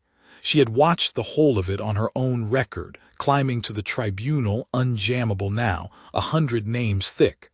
How many didn't come up? 31, Mara said. Her voice was rougher than before, worn down to the grain of it. 31 were down too long. There was nothing left to be loud. They went quiet all the way. She was silent a moment, and Ilvin understood that she was doing the arithmetic she had told him to do, the right kind, not 31 but 31 ones. Each of them a room she had opened to find no one home, and that she was going to carry every one of them, and that this was the cost, and that she had known the cost and paid it clean because the rest was larger. 31. I'll carry those, but the rest said their names. She pushed off the wall, small and worn and upright. Voth wanted a crater to bury a story. He's got 100 names instead on a dozen worlds on the conquered record, and there's no version of the next year where he writes the footnote. The footnote's writing him. She looked at Korun. Your record was the right idea, Marshal. It just needed to not be one wing. It needed to be everyone he ever drowned awake at once, telling the concordance what its own file cost. A pause. You gave me the idea when you said it. A record only wins if the room already half believes you. So I stopped trying to win his room. I woke up 100 rooms of my own. Prime Curator Isren Voth made one more move, because men who have traded in the loudest voice for 40 years do not stop reaching for the volume even as it fails them, and his last move was the oldest and crudest one in the book. If he could not outshout the 100 names, he would cut the line they climbed. From the core he ordered the orbital relay over Veeth severed, a hard order to the relay's own maintenance systems, drop the uplink, blind the world, sever Ward Meridian from the conquered channels so that the record and the names would die on the ground where a year of inquiry could bury them at leisure. It was a good move. It was the move of a man who understood correctly that a name unheard is the same as a name undrowned, and that the whole of Mara Voss's victory ran up one thin line to one relay he still, technically, owned. He had forgotten the cutter. He's severing the relay, Korun said sharply, reading it off her own climbing record as the uplink stuttered. Voth, from the core. He's dropping the Veeth uplink. If he cuts it, the names stop climbing, the record freezes on the ground, and it's a year of inquiry and he writes the Captain Vane, Mara said, to the relay, unhurried, to the ship in orbit that she could not command and did not need to. The Prime Curator's cutting the ground relay out from under 100 names. I can't stop him. The relay's maintenance runs off the orbital side above the gap, and I can't reach across the gap. Everybody keeps arriving at that wall, and this time it's mine. But you can. You're up there. You've got a clean uplink and a warship's array, and you already threw away your career this afternoon. The record's climbing through the Veith relay. If Voth drops it, can you catch it?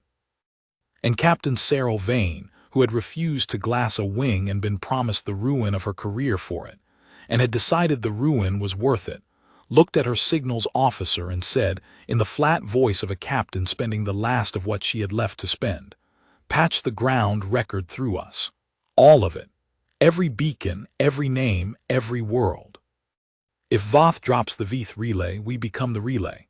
Route the whole thing through the Threnodies Grace's array and put it on the Tribunal channel under my command seal, so that when he cuts the ground line the names don't stop. They just start arriving stamped with a conquered captain's seal instead of a corrupted ground log, which is worse for him, not better." A pause. Her yellow eyes did not change. "He wanted to blind the world. Let's make the world's blindness his signature. Patch it." They patched it. Voth dropped the Veith relay, and the ground went dark, and for one breath the 100 names hung, and then they came up again, all of them, rerouted through the array of a Directorate cutter turned witness, arriving on the Tribunal channel under the command seal of Captain Cyril Vane. Unjammable now, unkillable now. 100 names thick and stamped with the authority of the very fleet Voth had sent to bury them. The Prime Curator had reached, one last time, for the loudest voice, and had succeeded only in teaching the record how to shout with his own warship's throat. "That's the captain again," Mara said quietly to no one. "Third one on the list twice in one afternoon. She keeps earning it." She looked at Korun. "He's out of moves now." He cut the only line he still owned, and it made the record louder. That's the last thing the loudest voice ever learns, that when you've built everything around being the loudest, the only thing left to cut is your own throat, and you'll cut it, because cutting is the only move you have. In the hard room at the center of the administrative spine, Severin Thal heard the Directorate die through the one honest speaker on the hard line, and it did not sound the way he had imagined a Directorate would die. He had imagined in the 11 years of building it that if it ever ended it would end loudly. A conquered fleet, a tribunal, a public censure, the great machinery of the polite society finally turning its attention to the wing it had pretended not to know. It did not end that way. It ended with names. It came up the hard line, patched from the open channels the relay could no longer keep from him, because the relay no longer answered to him. 100 voices from a dozen worlds saying 100 names, and Severin Thal sat alone in the dead metal room and listened to the inventory speak, and understood that he had spent 11 years believing the great danger to the Directorate was that someone would find the file, and that the file had never been the danger, because a file could be argued. The danger had always been that the inventory would say its names, and he had built an entire wing to make certain it never could, and a human the size of his forearm had walked in, and undone 11 years by doing the one thing his whole architecture was built to prevent, which was to be quiet enough that the drowned could hear themselves. The hard line clicked. A new voice came onto it, and it was not the inventory, and it was not the human. It was Prime Curator Isrin Voth, patched down from the core to the one man he could still reach, and Thal knew before Voth spoke what the Prime Curator had called to say, because Thal had spent 40 years in the Concordance, and knew exactly what a story does when it is finally cornered by the truth. It looks for someone smaller to be the truth's fault. "Severin," Voth said in the measured slate voice, "the wing is lost, the inventory is speaking, the tribunal is convening within the hour, there is no containing it now." A pause, waited, careful. "But there is still the question of authorship. The Directorate was a conquered instrument, Severin, sanctioned at the highest level, and the highest level will be preserved because the highest level always is. What will not be preserved is the wing where the lattice was run in defiance of the Accords by a curator who exceeded his authority. Do you understand what I am offering you? The tribunal will need an author. If the author is Ward Meridian, if the author is you, then the directorate is a tragedy of one rogue wing, and the concordance is a body that discovered its own disease and cut it out. If the author is the core, the concordance is the disease. Only one of those stories survives the hour. You have spent 11 years being loyal to the larger story, Severin. Be loyal to it one more time. Be the author. Severin Thal sat in the dead room and understood that he was being reclaimed, not by a swarm, by the story. The loudest voice in the concordance had reached into the one room the human could not reach, the room made of no machines at all, and had asked him, calmly, in a steadying voice, to let it drown the part of him that would argue and keep only the part that was useful. And Thal recognized the procedure exactly, because he had run it 200 times through Ilvin's hands, and he understood, sitting in the dead metal with the honest switch that would not fire, that he had built the directorate in the image of the thing that was now doing it to him. You built the wing, Isrin, Thal said. You sanctioned every seeding. You wrote the file that made them not persons. I wrote nothing, Voth said. There is no document with my name on it. There is only a curator who ran a band program in a distant wing. That is the record, Severin, or it will be, if you are loyal one last time. Refuse, and you burn anyway, and you burn alone, and you burn as a madman rather than a tragedy. There is no version where you walk out of that room a free man. There is only the version where you walk out useful. And Severin Thal, alone in the one room he owned, with the honest switch under his hand that would not fire and the 100 names on the line that he could not silence, and the prime curator's calm voice offering to make him into an instrument that had once been a curator, did the arithmetic, the way he had taught himself to do arithmetic for 40 years, coldly and to the bottom. The bottom of it surprised him. No, Thal said. The hard line was silent.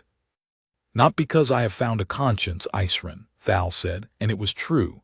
He examined himself for a conscience and found the same cold, orderly absence that had let him install the switch that killed 50 to hide the file, and reported it accurately, because there was no one left to lie to. I have not. I am the man who reached for the scuttle and did not shake. I know precisely what I am. But I have spent this hour listening to a human, the size of my forearm, take this building apart, and she never once did what you are doing. She never once reached into a room to drown the part of someone that would argue. She went quiet and let it argue. And I find that having watched the difference for an hour at close range in a room I could not leave, I would rather burn as the author than be reclaimed by you into a useful tragedy. Not from conscience, from taste. You have made the offer that reveals what you are, Isrin, and I discover that after 40 years I have finally acquired the taste to be revolted by it, and it is the only thing I have left to spend, so I am going to spend it. Convene your tribunal. I will be the author. And I will name you in the first sentence. He cut the hard line on Isrin Voth for the last time.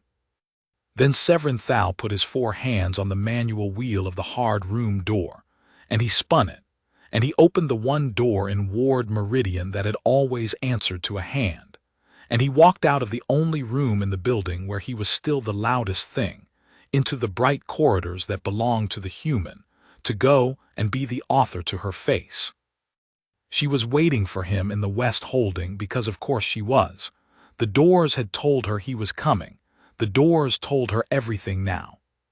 Severin Thal walked into the bright long room under the noon dome and stopped, and looked at it, the 41 awake along the walls, the 9 freed strangers, the marshal with her eyes and her record, the warden Gal standing weaponless, Ilvin in the corridor mouth with the particular stillness of a man watching his own life be judged, the young medic Tepa with the slate, and at the center of it the small filthy human who had done all of it without once raising her voice, and Severin Thal, who had never in 11 years apologized for the wing, found that he had not come to apologize now either, and was strangely glad of it, because an apology would have been another kind of loud.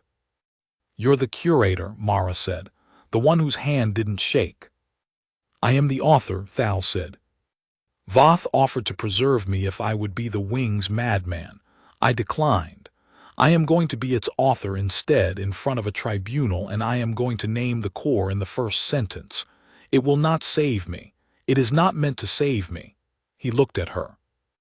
You have taken my building, my program, my career, and my prime curator in the span of one meal without raising your voice, and I have spent the hour in a dead room learning exactly how you did it, and I find I have one question, and then I will go to the tribunal and be the author. May I ask it? Ask it. The scuttle, Thal said. I reached for the switch that would have killed you and the 41 and the 9 and my own staff, and my hand did not shake. You know this. You heard it. By every measure, I am the worst thing in this building. You have spared the warden who walked 300 people to their drowning. You have given the physician a chance to walk 9 out. You have offered the marshal a record and the captain a way to be steady in a colder place. You are a person who is, apparently, constitutionally incapable of anger and interested only in the next one, the next one, the next one. He paused. So, what is the next one for me? What do you do with the man whose hand did not shake? The room was very quiet. The noon light came down through the dome. Mara Voss looked at him for a long moment, and there was no anger in it. There had never been any anger in her anywhere. And Thal understood at last that the absence of anger was not mercy and was not weakness. It was that anger was a thing you needed only when you were not certain you would win, and she had been certain since the table. Nothing, Mara said. Nothing. I don't do anything with you, Curator. That's the next one for you. I've spent this hour taking things off people, leashes, switches, stories, careers, because the people had them pointed at the drowned and I wanted them pointed somewhere else. You've already taken everything off yourself. You disowned your own protection. You're walking to a tribunal to name the core and burn as the author. There's nothing left of yours to take, and I'm not in the business of adding anything. No speech, no sentence, no cold, clever thing to say to the man whose hand didn't shake. She stepped aside, out of the path to the corridor, and gestured with one small, dirty hand toward the door and the tribunal beyond it. You built a building to make sure the drowned could never say their names. 100 of them just said their names anyway, and you're going to walk into a conquered tribunal and add yours to the list of people who did this, on the record, out loud, because your taste finally turned. That's not me doing something to you, Curator. That's the first loud true thing you've done in 40 years, and you're doing it yourself. And the worst thing I could possibly do to a man like you is get out of the way and let you. Severin Thal looked at the human, and at the door, and at the 100 names still coming faintly up the channels from a dozen worlds, and he inclined his head, once, in the cast's oldest gesture of acknowledgement, the one they used for a physician who had made a diagnosis no one else in the room could make. Rung One, he said. The clerk was right to fear the form. And he walked past her out of the West Holding, down the bright corridor that belonged to her, toward the tribunal to be the author. The doors opened before him and closed softly after, and lit his way, because she told them to. And it was the only thing she ever did to Severin Thal, which was to make certain that the man whose hand did not shake did not get lost on his way to say it out loud. Teppa Mower had stopped reading the slate, because the slate had stopped being able to tell the truth about what was in front of it, and some things a person has to see with their own eyes. The census on the network was still climbing. It was not only Ward Meridian's 100 anymore. Teppa had understood that in a cold rush 10 minutes into the wake, watching the numbers go past the Wing's own deployment roster and keep going, because Ward Meridian had never been the only wing. The Directorate ran 4 bright clean domes on 4 quiet worlds, 4 physicians of record, 4 curators, 4 inventories deployed across the Concordance's poison lines, and the deployment network that Prime Curator Voth had built to leash them all had leashed them all to one thing, one signal, one sovereign authority that lived, until an hour ago, in a console, and now lived in a human standing in the West Holding with her hand no longer even touching the wall. When she went quiet on the network, She had not gone quiet on Ward Meridian's 100. She had gone quiet on all 4 wings at once, every collar the Directorate owned, every drowned deathworlder on every poison line under the whole 9-year program. "How many wings did you know about?" Mara said.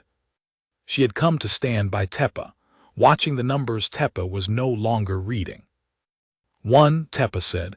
"This one. They don't tell under adepts the shape of the thing. You only ever see your own bay, a breath. There are 4. The network reached 4.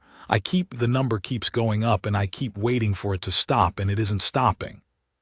"It stopped," Mara said quietly, "just now, while you were watching my face instead of the slate." She did not sound triumphant. She sounded worn to the grain.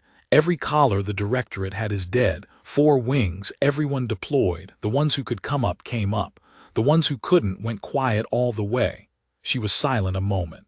"It's a big number, Teppa. The ones who came up and the ones who didn't. I'm not going to say them out loud, because if I say them out loud they become numbers again, and I promised myself on the table I wouldn't do that. But it's a big number, and a lot of it is the second kind, and all of it is mine to carry, and I'm going to carry it, and I need you to not tell me it was worth it, the way the Marshal needed me not to tell her. Can you do that?" "Yes," Teppa said. "Good." She looked around the West holding at the 41. "Now I need you for the hard part, and it's a physician's part, and you're the only physician in this building I'd let near it, so you don't get to be 29 and ashamed right now. You get to be the one who does it right." She nodded toward the far end of the room. At the far end of the West holding, along the last wall, stood 7 of the 41 who had not woken. Teppa had been avoiding them. Everyone had. The wake had come to the West holding first before the network, when Mara had gone hand to hand down the rows, and most of the 41 had come up shaking, weeping, surfacing, alive. But 7 had not. 7 had stood while her fingers rested on their collars and the swarm went quiet and the room opened for them, and no one had come up into the room because there was no longer anyone down there to come. 9 months, some of them longer.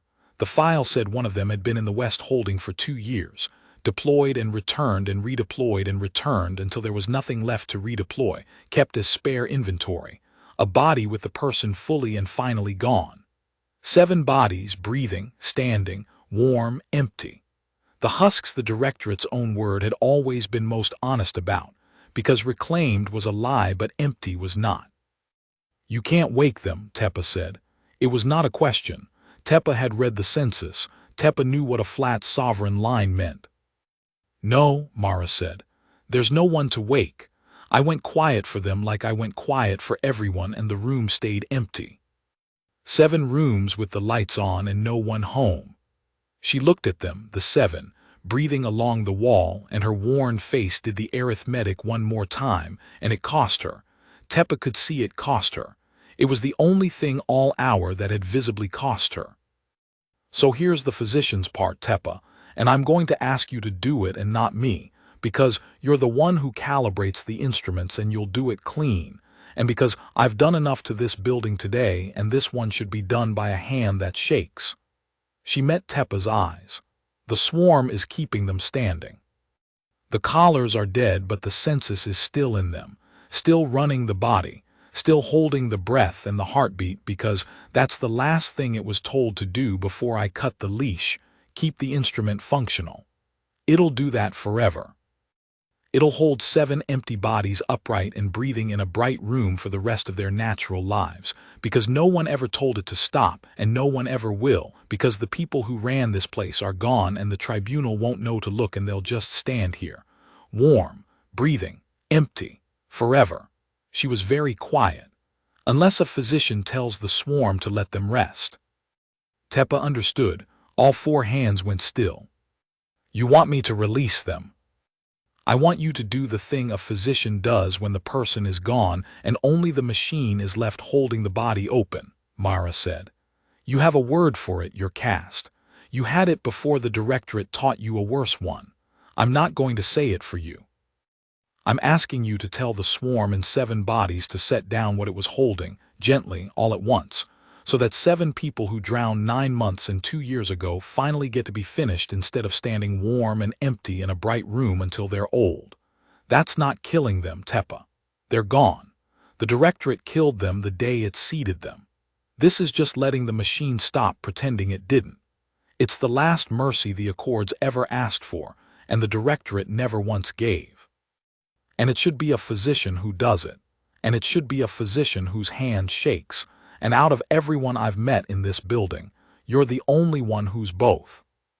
Teppa Mower looked at the 7 empty bodies breathing along the bright wall and looked at the slate, and looked last at the human who had taken the whole building without raising her voice and was now asking the one thing all hour she would not do herself. And Teppa understood that this too was the difference, the whole difference. The one Thal had gone into a dead room to learn. She did not reach into a body to do a thing to it, not even a mercy, not even this. She went quiet and she asked, and she left the doing to the hand that ought to do it. I'll do it clean, Teppa said, the voice held. It held the way Ilving's had held around the true words, and Teppa understood that this was what the calm voice had always been for, and that no one in the cast had ever once used it right until today. I'll do it clean, and I'll say the old word, and I'll do it myself. Teppa keyed the slate, and found the 7, and found the census still holding them open, and prepared the release the way the cast had prepared it for 10,000 years before the Directorate taught them a worse word. You should look away. No, Mara said. I woke 100 people today and 31 of them died coming up and a lot more than that across 4 wings, and every one of them is mine to carry, and these 7 are mine too, and I don't look away from the ones I carry. You do it clean. I'll stand here. That's the job.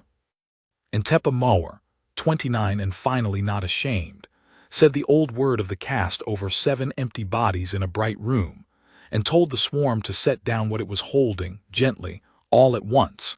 And the 7 who had drowned long ago and stood warm and empty ever since were, at last, allowed to be finished. And the human stood and watched every one of them, and did not look away. And when it was done, she put one dirty hand on Teppa's shoulder briefly. The only time she touched anyone in the whole building of her own choosing, and said nothing at all, because there was nothing to say that would not have made it into a number. And then she took her hand back and turned to the rest of the room, to the living, to the 41 awake and the 9 freed. Because that was the next one, and the next one was always where she went. The conquered magistrate's vessel made orbit over Veith 2 hours later, and Vessel Marshal Korun met it not as a sterilization officer, but as a witness, with her sealed record and her burned career and the 100 names. And the thing she carried up to the magistrate was heavier than any wing she had ever burned, and she carried it steady. Mara did not go up to the magistrate. She had no interest in the magistrate. Magistrates were rooms, and she had spent the day learning she did not need to win rooms, only to be quiet enough that the drowned could win them for themselves. She stayed in the west holding with the 41 and the 9 while the machinery of the polite society finally, belatedly, ground into motion above her, the tribunal convening, Voth's channels going dark one by one as the 100 names climbed past his story and buried it, Severin Thal walking into a conquered chamber to be the author, and naming the core in the first sentence exactly as he had promised. 4 bright clean domes on 4 quiet worlds going into conquered custody at once. A 9-year program undone in an afternoon by the one thing it had been built to prevent. The gray-bearded man she had woken first came and found her, while the polite society ground on overhead. He moved carefully, the way they all moved now, a person relearning a body that had been driven by something else for 9 months, and he lowered himself to sit against the wall near her, not too near, the courtesy of a man who understood that proximity had recently been a weapon in this room. His name, it turned out, was Adan Reyes, and he was from a human world 3 transits from hers, a mining world hard but not a Rung One, and he had been taken off a labor transport 14 months ago and seated 9 months ago, and deployed twice to a poison line, and returned twice as spare inventory. And he told her all of this in a voice that kept breaking and kept going, because a man who has just been given his own voice back will use it even when it breaks, especially when it breaks. "You're from Sable Rung One," he said. "The intake clerk was reading it out when they brought you in. I heard it from down where I was. It came through. Not much came through down there, but that came through because the clerk was scared of it. A rough sound that might have been a laugh. Rung One, there's no such posting. Where are you actually from?" "There's such a posting," Mara said. "There's just one world at it." She was quiet a moment, watching the 41, the 9. "I'm from the world they built the bottom of the scale to describe and then decided couldn't be real because nothing at the bottom of the scale is supposed to talk. We talk. That's the whole thing about my world, Adan. It's a big room that spends your whole life trying to make you quiet. The weather, the water, the things in the water, the ground, the sky, all of it. Every day, one long argument for you to lie down and be still. And the only ones who make it to groan are the ones who never once, not for a single day, agree to be quiet. That's not strength. Everybody thinks it's going to be strength. It's just that we're the ones who wouldn't shut up. A whole planet of the loudest voice in the room, because the room killed everyone who ever went quiet." She looked at him. "So when your directorate built a machine whose whole life is finding the loudest voice in a body and killing everything quieter, and they put it in me. They put it in the one kind of animal in the galaxy that got made over 1,000,000 years by never once being the quiet one. It was never a fight. It was a machine built to find the loudest voice, walking into the loudest voice there is, and asking it who's in charge." "And it knelt," Adan said. "It knelt." She turned her hands over the dirty palms and looked at them, and for a moment Tepa, watching from across the room, saw something move under the human's worn calm that was not calm at all, that she had been holding under all hour the way Ilvain held his voice, the way she had held everything, and it surfaced for exactly one breath, and then she put it back down. "They all kneel. That's the part I'm still deciding what to do with. There are 200,000 of them in me right now, and every machine in 4 wings, and I said nothing to them for the last hour and they hung on the nothing like it was scripture, and I could," she stopped. "I could keep it. That's the thing no one in this building has said out loud yet, because they're all afraid to give me the idea, as if I didn't have it on the table. I could keep it. Every machine that answers me still answers me when I walk out that door. I could be the loudest voice on any network I ever stand near for the rest of my life. I could go anywhere in the concordance and every door would open and every weapon would sleep and every leash would cut. That's on offer. That's what your directorate accidentally built. Not a shovel. A person that every machine in the galaxy kneels to." Adan Reyes looked at her for a long moment. An old man 3 transits and 9 months from himself. And he asked the question that no Asuan in the building had dared to ask, because he was not afraid of her the way they were afraid of her, because he had been all the way down at the bottom and come back and there was very little left in him to be afraid with. "Are you going to keep it?" he said. And across the room, Ilvain Sewer, who had walked the 9 out and come back and had nothing left to do but wait to be taken into custody, went still and listened, because he had built his whole life on the certainty that a body with total command of the machines would use it, that the loudest voice always shouts eventually, that it was only a matter of time and pressure before the small cold human became the thing his instrument had always promised, a sovereign, using its sovereignty. And he found that he did not know her answer, and that not knowing it frightened him more than anything else in the whole ruinous day, because it meant that for 40 years he had understood nothing at all about the one thing he had spent his life reclaiming. "No," Mara said. She said it the way she had said everything, flat and rough and without weight, and it landed in the bright room heavier than any of it. "No, I'm not going to keep it. And I want you to understand why, Adan, because you're going to walk out of here and go home and someday somebody's going to ask you what the Rung One girl did with the whole galaxy's machines kneeling to her, and I want you to have the real answer, not the one they'll write." She looked at the 41, the 9, the 7 finished along the far wall, the whole bright ruined apparatus of the wing. The directorate's entire 9-year program was one idea. Find the loudest voice in a body and put it in charge of the body and call it an instrument. That's it. That's the whole crime. Not the drowning was just the method. The crime was the idea that the loudest voice gets to run everything quieter than it. Voth ran it on 100 deathworlders. Then he ran it on the whole concordance with his story for 40 years. Loudest voice, everything quieter kneels. Then he tried to run it on the Curator in the hard room one last time. It's the only idea any of them have ever had. Loudest voice wins. Kneel. She stood small and worn in the noon light. If I keep the swarm, she said, I win. I become the loudest voice in the galaxy and every machine kneels and I never lose another room as long as I live. And I become the exact thing the Directorate was trying to build. The idea wins. It just wins wearing me instead of a collar. Voth would love it. It's the only ending his whole life makes room for. The sovereign uses its sovereignty. The loudest voice shouts. The strong thing runs the weak thing. And the only thing that ever changes is which of us is holding the leash. She shook her head once. No, I'm not going to be the proof that his idea was right all along. I got made by a world that kills everything quiet, and the one thing I'm not going to do is walk out of here and spend the rest of my life being the quiet killer. That's his dream, not mine. My dream is a lot smaller. My dream is to put them to sleep and go home and be a person a machine has no opinion about. They'll never let you, Adan said quietly. The concordance. A person that every machine kneels to. They'll spend the rest of your life trying to make you a weapon or trying to make you a corpse. You know that. I know that, Mara said. That's why I'm putting them to sleep, not throwing them away. Asleep they're mine if the day ever comes that someone tries the idea on me again. One more Curator, one more story, one more machine built to find the loudest voice and drown everything else.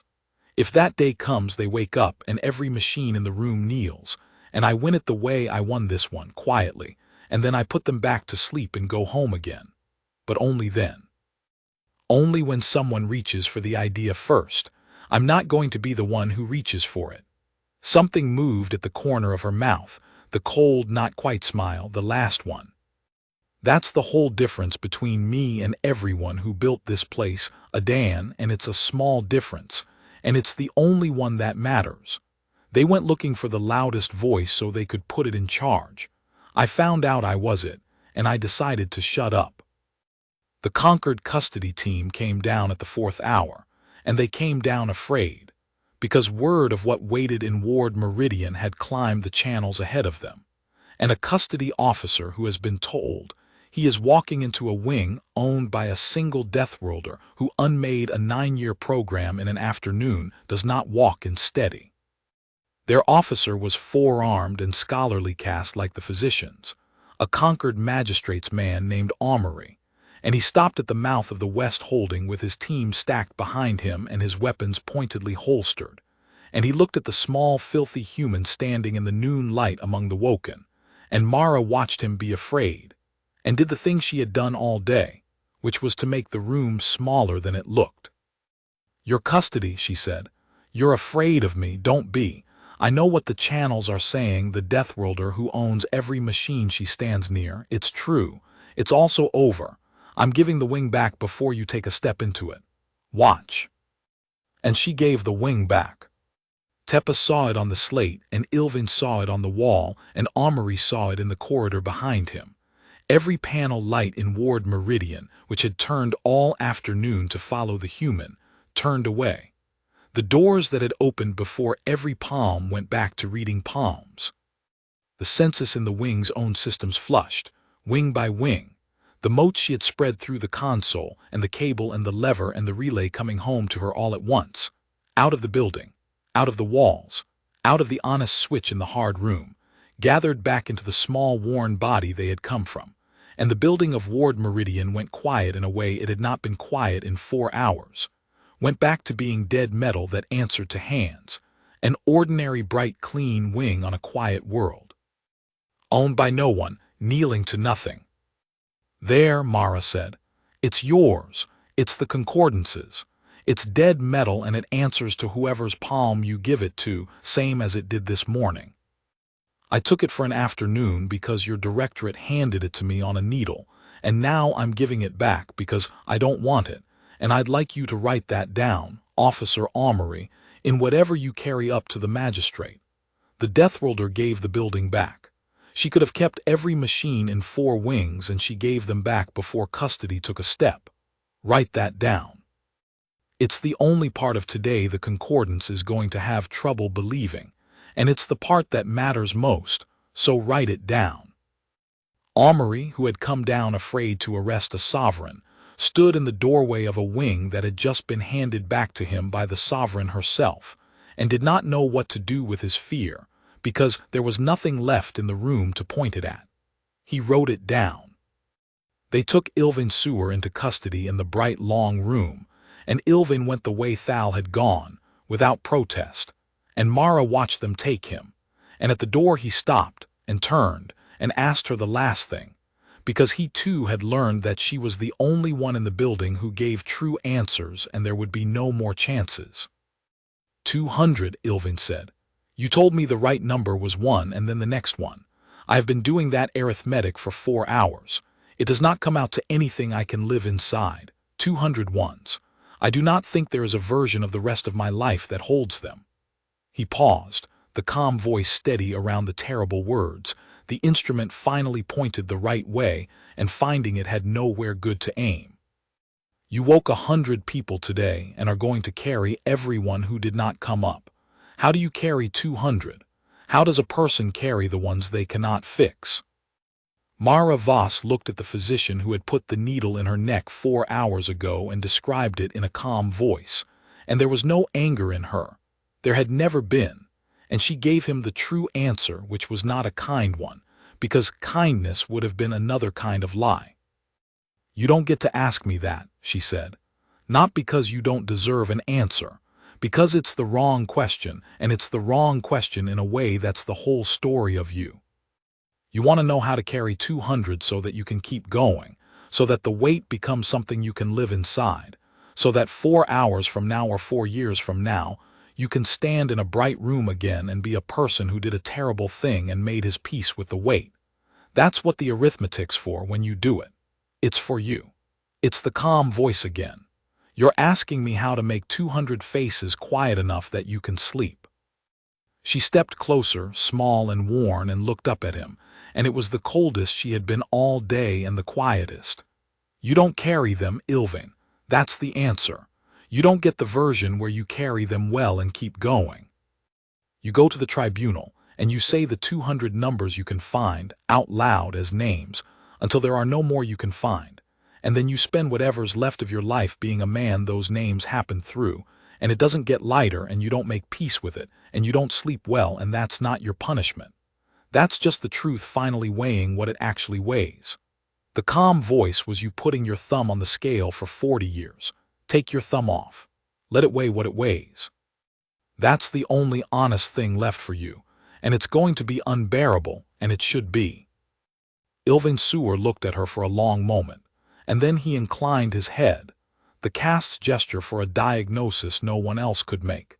The second time that gesture had been made to her in the bright room, and he let custody take him, and he did not ask her anything else, because she had given him the one true answer, and it was more than he had given anyone in 40 years, and it was exactly as heavy as it should have been. Teppa Mower they did not take into custody, because Teppa had done a thing in the last hour that changed the shape of Teppa's afternoon. Teppa had gone to Officer Armory in the doorway before the custody team took a step, and had said in a voice that held, Under-adept Teppa Mower, I prepped the tables. I read the census. I sent the purge and the failsafe on the sovereign subject. I have assisted at 11 seatings in 2 years and logged mercies I told myself made it better, and it did not make it better. I am not asking for leniency. I am telling you before you have to find out, because the difference between me and the adept is that I am going to tell you before, and I would like that difference to be the true one and not just a thing I say. And Armory had written that down too, and had not taken Teppa into custody, not yet, because a magistrate would decide, but had let Teppa stay in the wing and help walk the woken out, which was, Tepa understood, not absolution and not escape, but simply the next one. The thing the human had taught the whole building without meaning to teach anyone anything, and Tepa took it and went to help. They walked the Woken out through the dome in the long light of the Vth afternoon, 41 and 9, and the ones who could stand from the other wings as the custody teams reached them.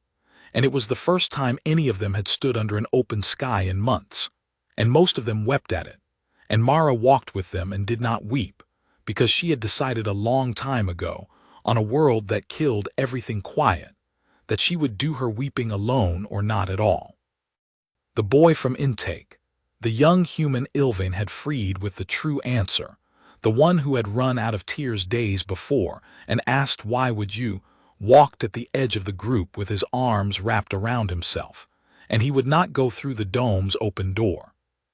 He stopped a pace short of it at the threshold at the line where the bright clean wing ended and the open Vth sky began, and he stood there shaking, and the Woken flowed around him, and the custody officers did not know what to do with a freed captive who would not walk through an open door to freedom. Mara came back for him. She did not take his arm.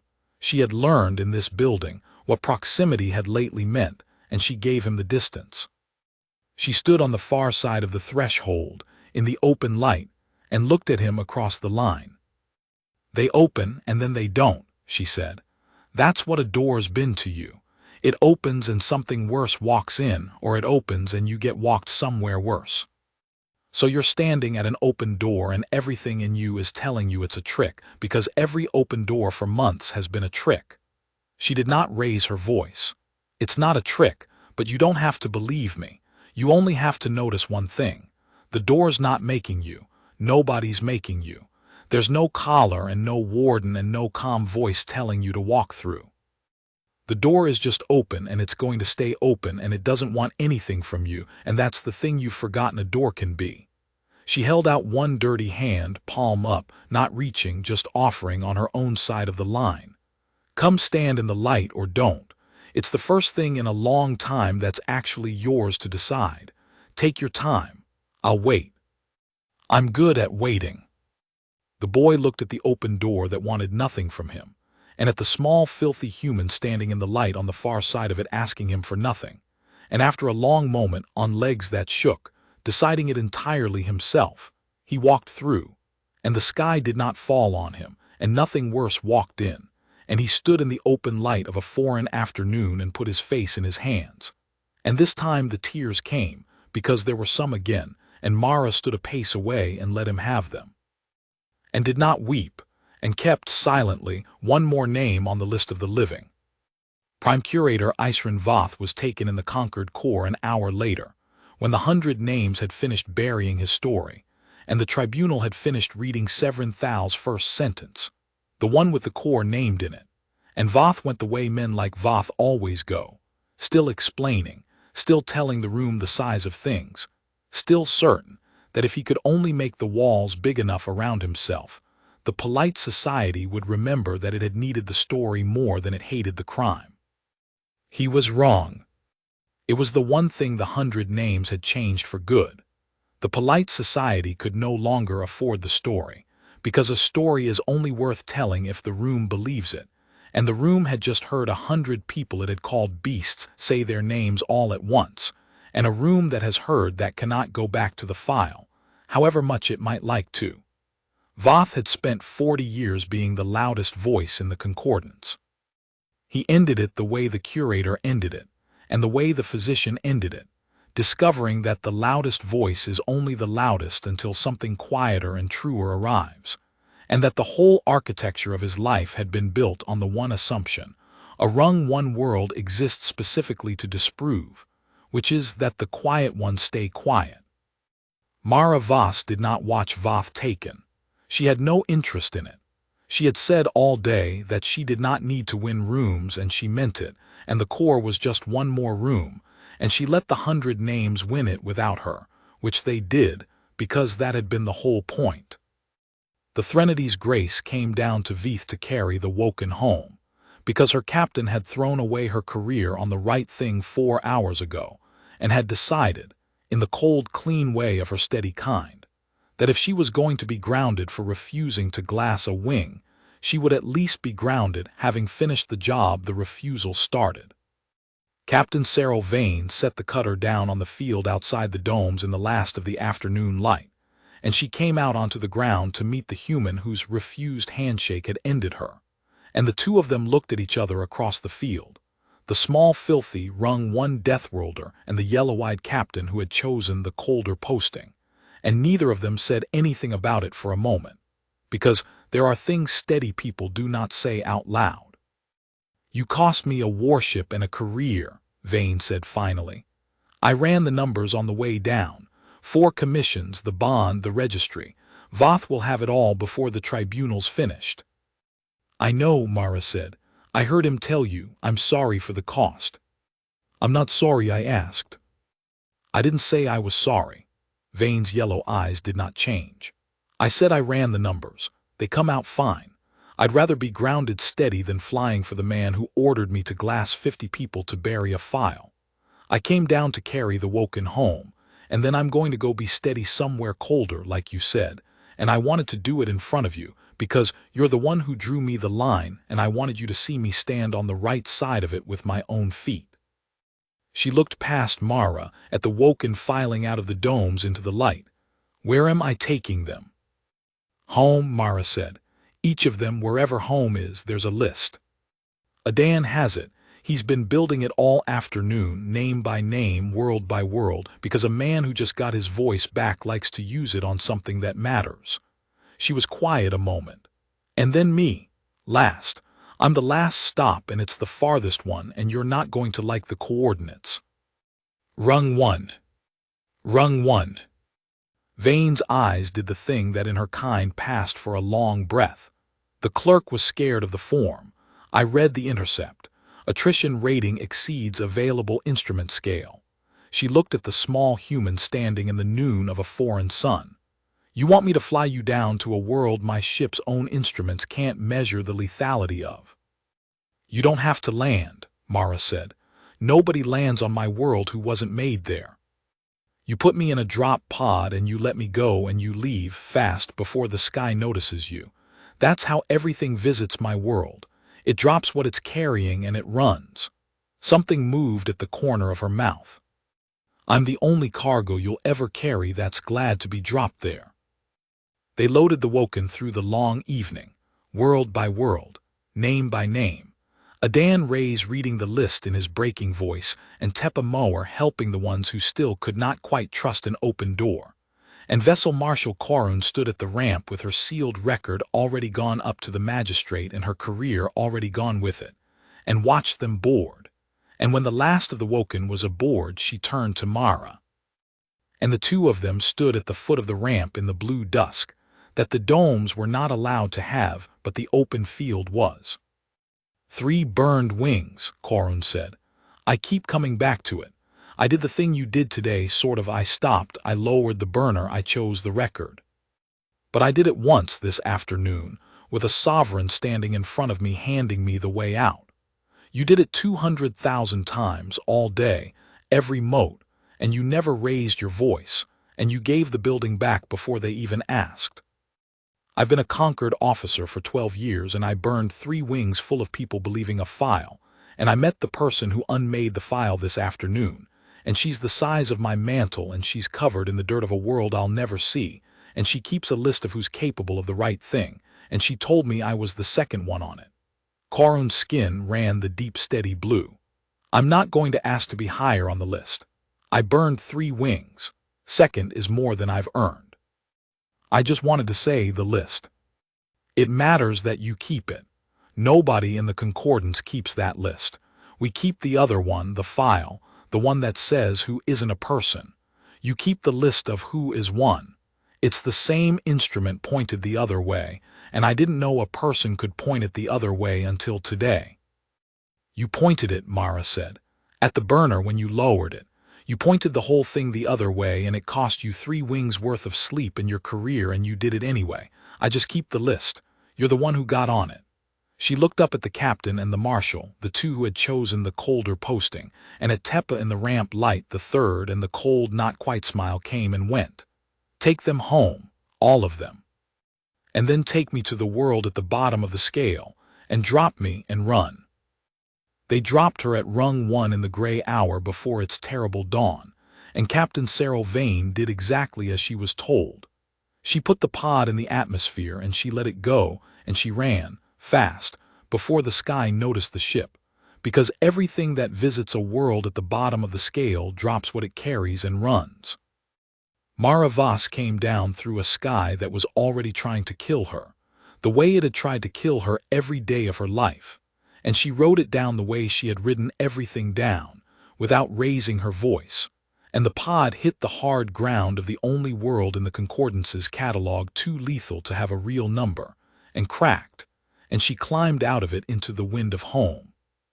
She stood on the ground of the world that made her, small and filthy and worn to the grain, and the wind came at her the way it came at everything, one long argument to lie down and be quiet, and she did not lie down, because she had never once in her life agreed to be quiet, and the world had killed everyone who ever did, and she was still standing because she was the kind of animal a world like this makes when it fails, over 1,000,000 years, to make anything quieter.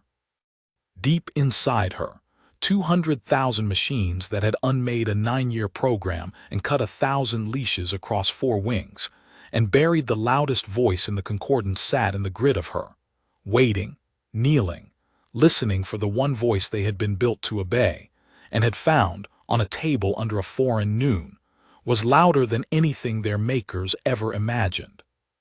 She told them to sleep. She did not command it the way the console commanded, the way Voth's story commanded, the way every loud thing in her whole life had commanded the quieter things around it. She simply went quiet, all the way, quieter than she had gone on the network, quieter than she had gone for the drowned, quiet in the particular way of a person who has finally arrived somewhere she does not have to be the loudest voice in the room. Because there was no room, only the open killing sky of home, and it did not care how loud she was, and that was the closest thing to rest a Rung One life ever offered, a place too dangerous to bother making you quiet, where you could set the loudness down, because nothing was listening for it anyway. And the swarm slept, every one of them. They went down into her like grit settling to the bottom of deep water, dormant, hers, waiting, not gone, because she was not fool enough to throw away the only thing that would ever protect her from the next curator and the next story, and the next machine built to find the loudest voice and drown everything else. But asleep, silent, set down, so that she could walk out across the hard ground of the world that made her and be, for the first time since a needle went into the base of her neck under a bright clean dome, simply a young woman going home, whom the machines had no opinion about, because she had told them to have none, and they had obeyed, and then she had let them and herself go quiet.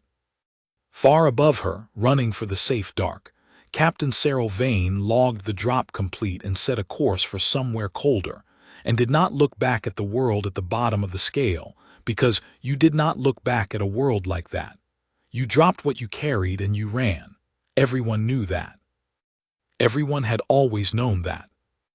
They had simply never once stopped to think about what it meant, that there was a world so lethal the whole galaxy's habit, for 1,000,000 years, had been to drop things onto it and flee, that everything the Concordance had ever sent to the bottom of the scale, it had sent as cargo to be abandoned, and that the cargo, all that time down there in the killing wind, had never once agreed to be quiet, had grown up, generation after generation, into the one kind of person, a machine built to find the loudest voice would kneel to on sight, and had been waiting, without knowing it was waiting, for the day someone finally came down and made the mistake of picking one of them up. Mara Voss walked out across the hard ground toward the gray and terrible dawn of home, small and filthy and unhurried, the deadliest quiet in the galaxy sleeping in her hands, and behind her the cracked pod ticked and cooled, the last machine on the whole world, and it too went still as she walked away from it, not because she told it to this time, but because she had finally, after everything, stopped needing to be the loudest thing in any room at all. That was the part they should have been afraid of, Not that she could make every machine in the galaxy kneel. That she had decided, having found out she could, to put it down and go home and be quiet on purpose. And that a person who chooses the quiet, on a world that kills everything quiet, is the one thing in all creation that nothing, machine or story or curator or sky, will ever once be able to make lie down.